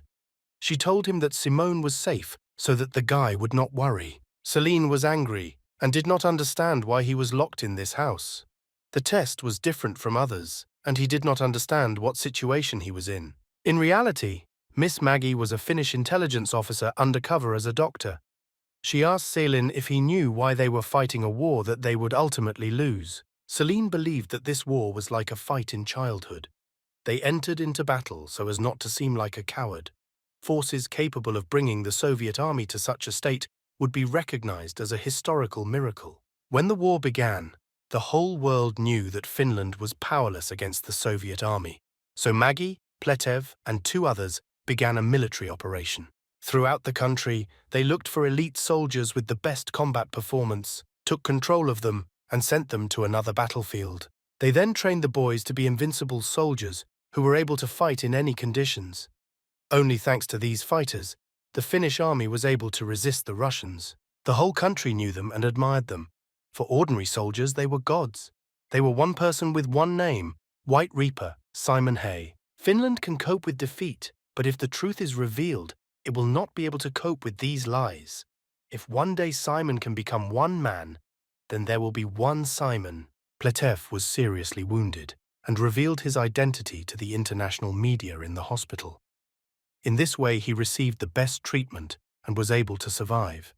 Pletev killed the other 2 Simons. Today, Finland was unable to continue the war, but the White Reaper, retired due to injuries, had to continue his mission. Maggie thought this plan was brilliant. Uniting the army and the people, avoiding civil war was the best ending. Celine was simply shocked by what he heard. Simone risked her life for her country. She deserved a better life. The guy could have just been waiting for the guy to kill her. Maggie said that the team was dead and there was no longer room for Celine. She forced the boy to stay, so she was indebted to him. Pletev was ready to let the boy go and send him abroad in exchange for Simon's death. For the legend to exist, Celine had to kill the fake god. This time the guy must decide for himself, like the time he tried to escape. There was a bottle of alcohol under the bed. Celine had to drink it and deal with the girl.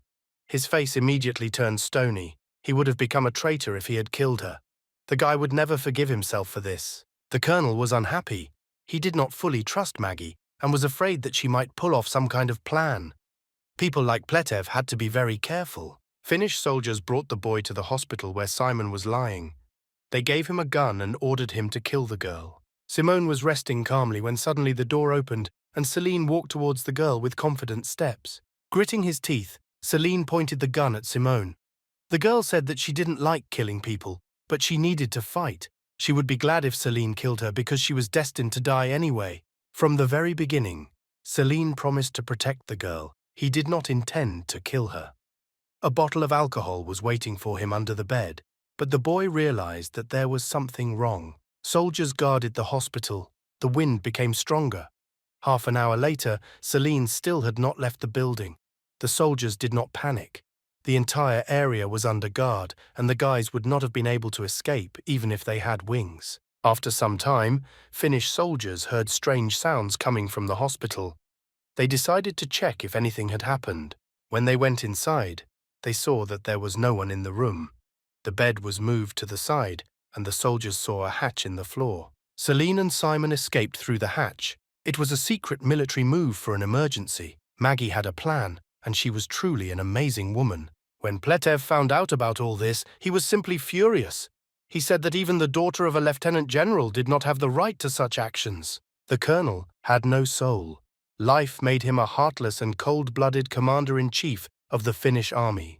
He ordered dogs to be sent to search and kill the heroes as soon as the soldiers discovered them. At this time, Celine and the White Reaper were running through the forest. At any moment, Finnish soldiers could come and kill the guys. Suddenly, Simon felt that they were not alone in the forest. The girl was a real professional sniper, so she could spot an enemy sniper from afar. They hid behind a tree, and Simone threw a bundle of fabric into the air to confirm her guesses.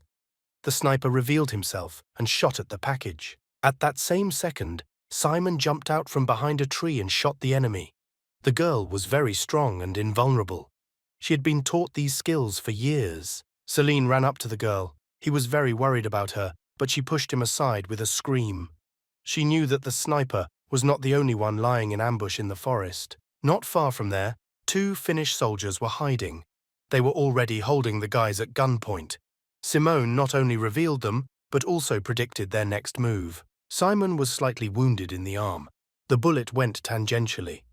If she had not covered Celine, his enemies would have already killed him. The girl communicated with Celine using gestures. Using her hands, she explained to the guy that she wanted to become bait so that the enemy would reveal his location. Celine only needed to kill his enemies. The guy doubted his abilities. He was not sure that he could kill the enemy with one shot.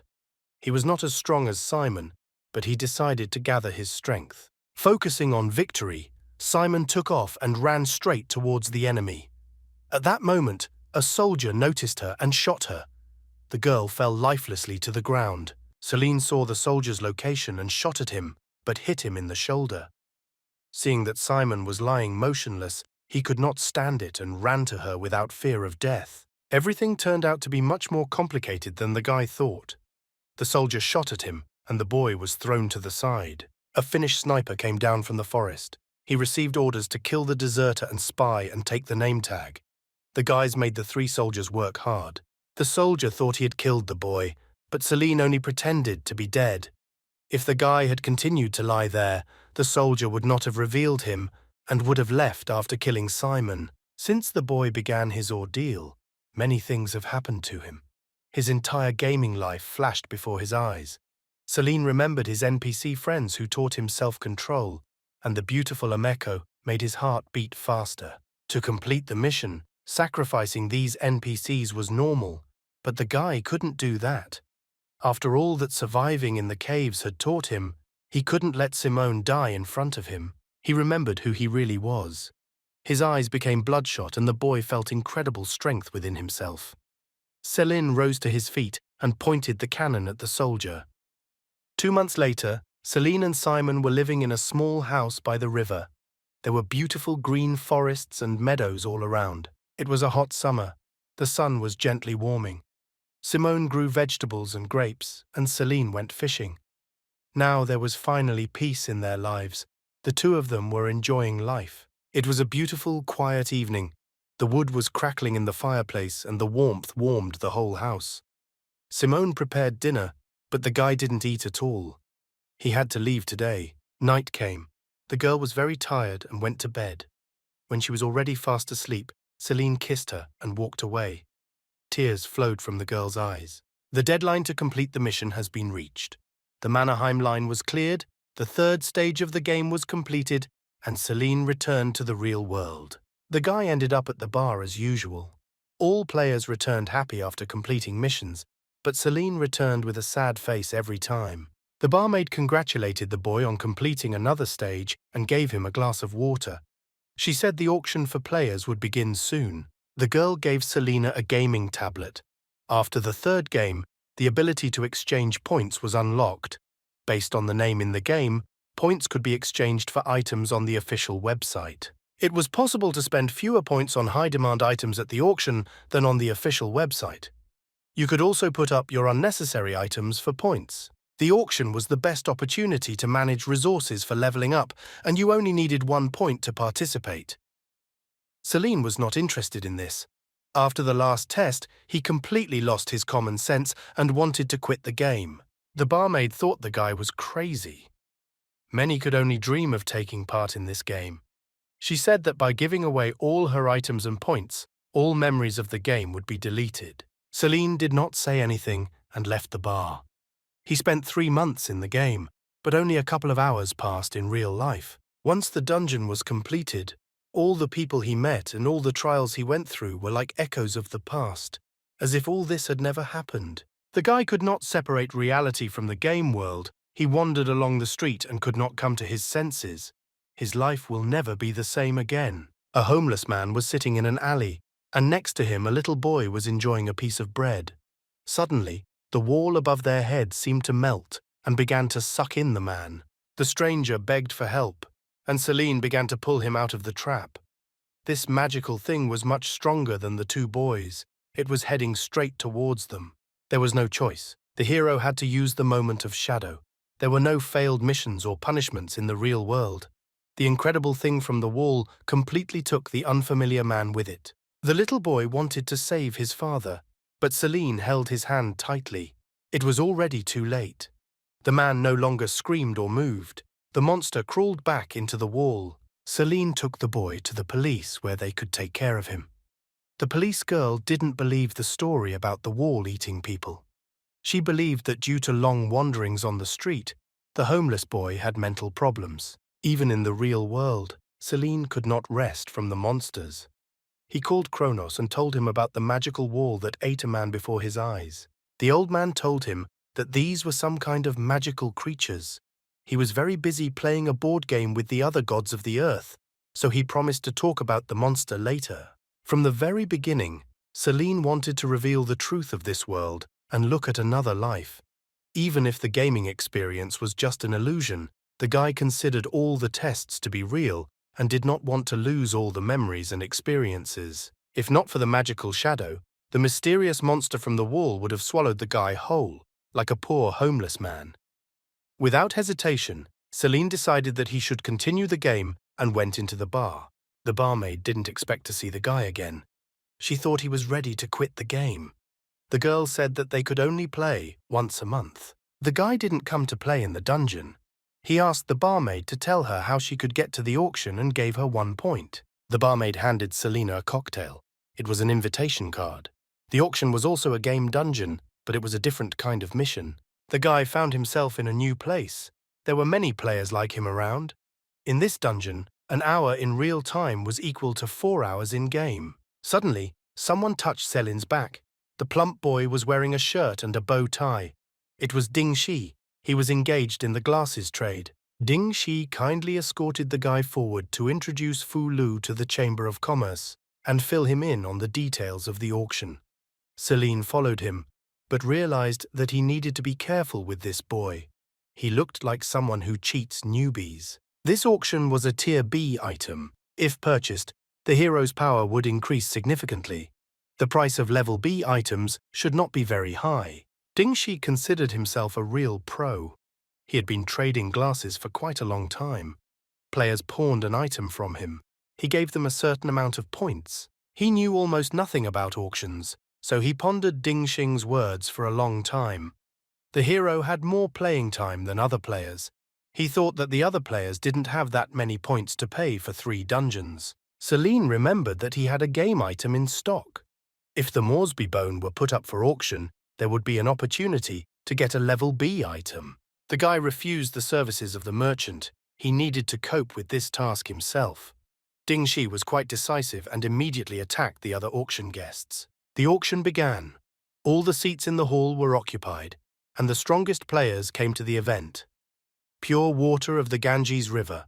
The first Class C item was sold for 1570 points. Celine didn't understand how a Class C item could be so valuable. There was a guy sitting next to him who said that it was a powerful item that could easily compete with Class B items. In fact, the prices for the items were optimal. Everything depended on the player and his work with the item. A player who is good with fire would not be able to handle a water item well, even if it was level A. Celine now realized that the secret of the auction was simple. Some items could kill even the strongest player. They were universal and very valuable. Celine felt confused in such an environment, but still put his item up for sale. The bone fragment was only grade C, but according to the old man it was quite good. The boy wanted to compete for a rare B-tier item. The time item was very rare and played a supporting role. Selina's new acquaintance said that such items were very powerful and were not suitable for all players. The auction was in full swing. The starting price of the item was 1600 game points. Celine sat and waited tensely, not believing his eyes. Other players shouted the price higher and higher. Suddenly, the highest price was announced, and the item was sold to a mysterious man with a cigar for 2800 points. The man looked like a mafia and had a dangerous look in his eyes. Organizations such as players' guilds were natural for games. The auction has always been considered the most important battlefield for guilds. It's time for the final lot of today's auction. Death's Dream is the only Class B item that has been prepared for today. Its effect was to put the target into a death sleep. The artifact was incredible. Its appearance, details, and remaining uses were confidential. This gave the subject even more alluring mystery. Its starting price is 60,000 points. Celine had no chance to get the item. Ding Shi told the boy that Celine could take the missing amount from Fu Lu, but then the boy would have to play all his life to pay off his debts. Suddenly, some rich man offered 70,000 game points for the mysterious box. The man clearly did not waste time on trifles. Another strange guy offered even more. It was crazy. Ordinary players didn't have that many points, even for such a rare item. If you don't purchase it, someone else could use the item against another hero. The mysterious mister, who was surrounded by young girls, offered even more. No one around dared to pay even more money for the Death Dream. As the auctioneer counted to 3, a voice was heard from the crowd. The lady in the red hat raised the price for the item to 100,000 points. All the players and guests of the auction were shocked. No one knew the mysterious girl. Even the 3 guilds didn't have that many points. The Death Dream was sold to a rich lady in red. The auction was over. The male auctioneer said that new game items will be waiting for everyone at a discount, and those put up for auction will be valued for free. No one even knew the name of the mysterious lady. The guy at the auction warned the merchant that some players hide the abilities of items when selling them. The girl exchanged Class C and D items from the merchant for approximately 3,000 points. When Ding Shi opened the suitcase with the items, he was horrified. The stranger was able to deceive even such a professional as Ding Shi. All the objects that the girl gave him were made of plasticine. In horror, Ding Shi fell to the floor. The girl was clearly not a simple dungeon player. She was hiding something. The guys decided to test all these unappreciated items for themselves. The 3 guilds were beaten. Fu Lu's company was robbed. All the people were talking about it. Celine saw something similar during his first auction. The boy tested his objects in the forest, away from prying eyes. Celine spent 300 game points on the arrow. Arrow of Paris, Prince of Troy, who, according to legend, killed Achilles. In appearance, it was no different from an ordinary arrow, and it had no effect in real life. The boy purchased the Shadow Key for 75 points. The title was similar to the Crow and the Shadow Moment. Celine hoped that these items would help him in the dungeon. When the guy was testing his bow in the forest, he heard some sounds nearby and decided to check it out. The sound led him to a clearing. Celine hid behind a tree and saw Ling Shi. The girl was talking to some guy. Quickly turning in the other direction, Celine left there. He thought that it was a monster from the wall, so it would be inconvenient if Ling Shi noticed the hero. Finally, the exams are over, and it's time for vacation. Although Celine failed his exams, this was not the end of his university life. Now the most important thing for the guys was to plan a vacation and enjoy their vacation. The guy was thinking about how he could spend his holidays. He decided that he would get a little stronger before heading home, and wanted to complete the dungeon first.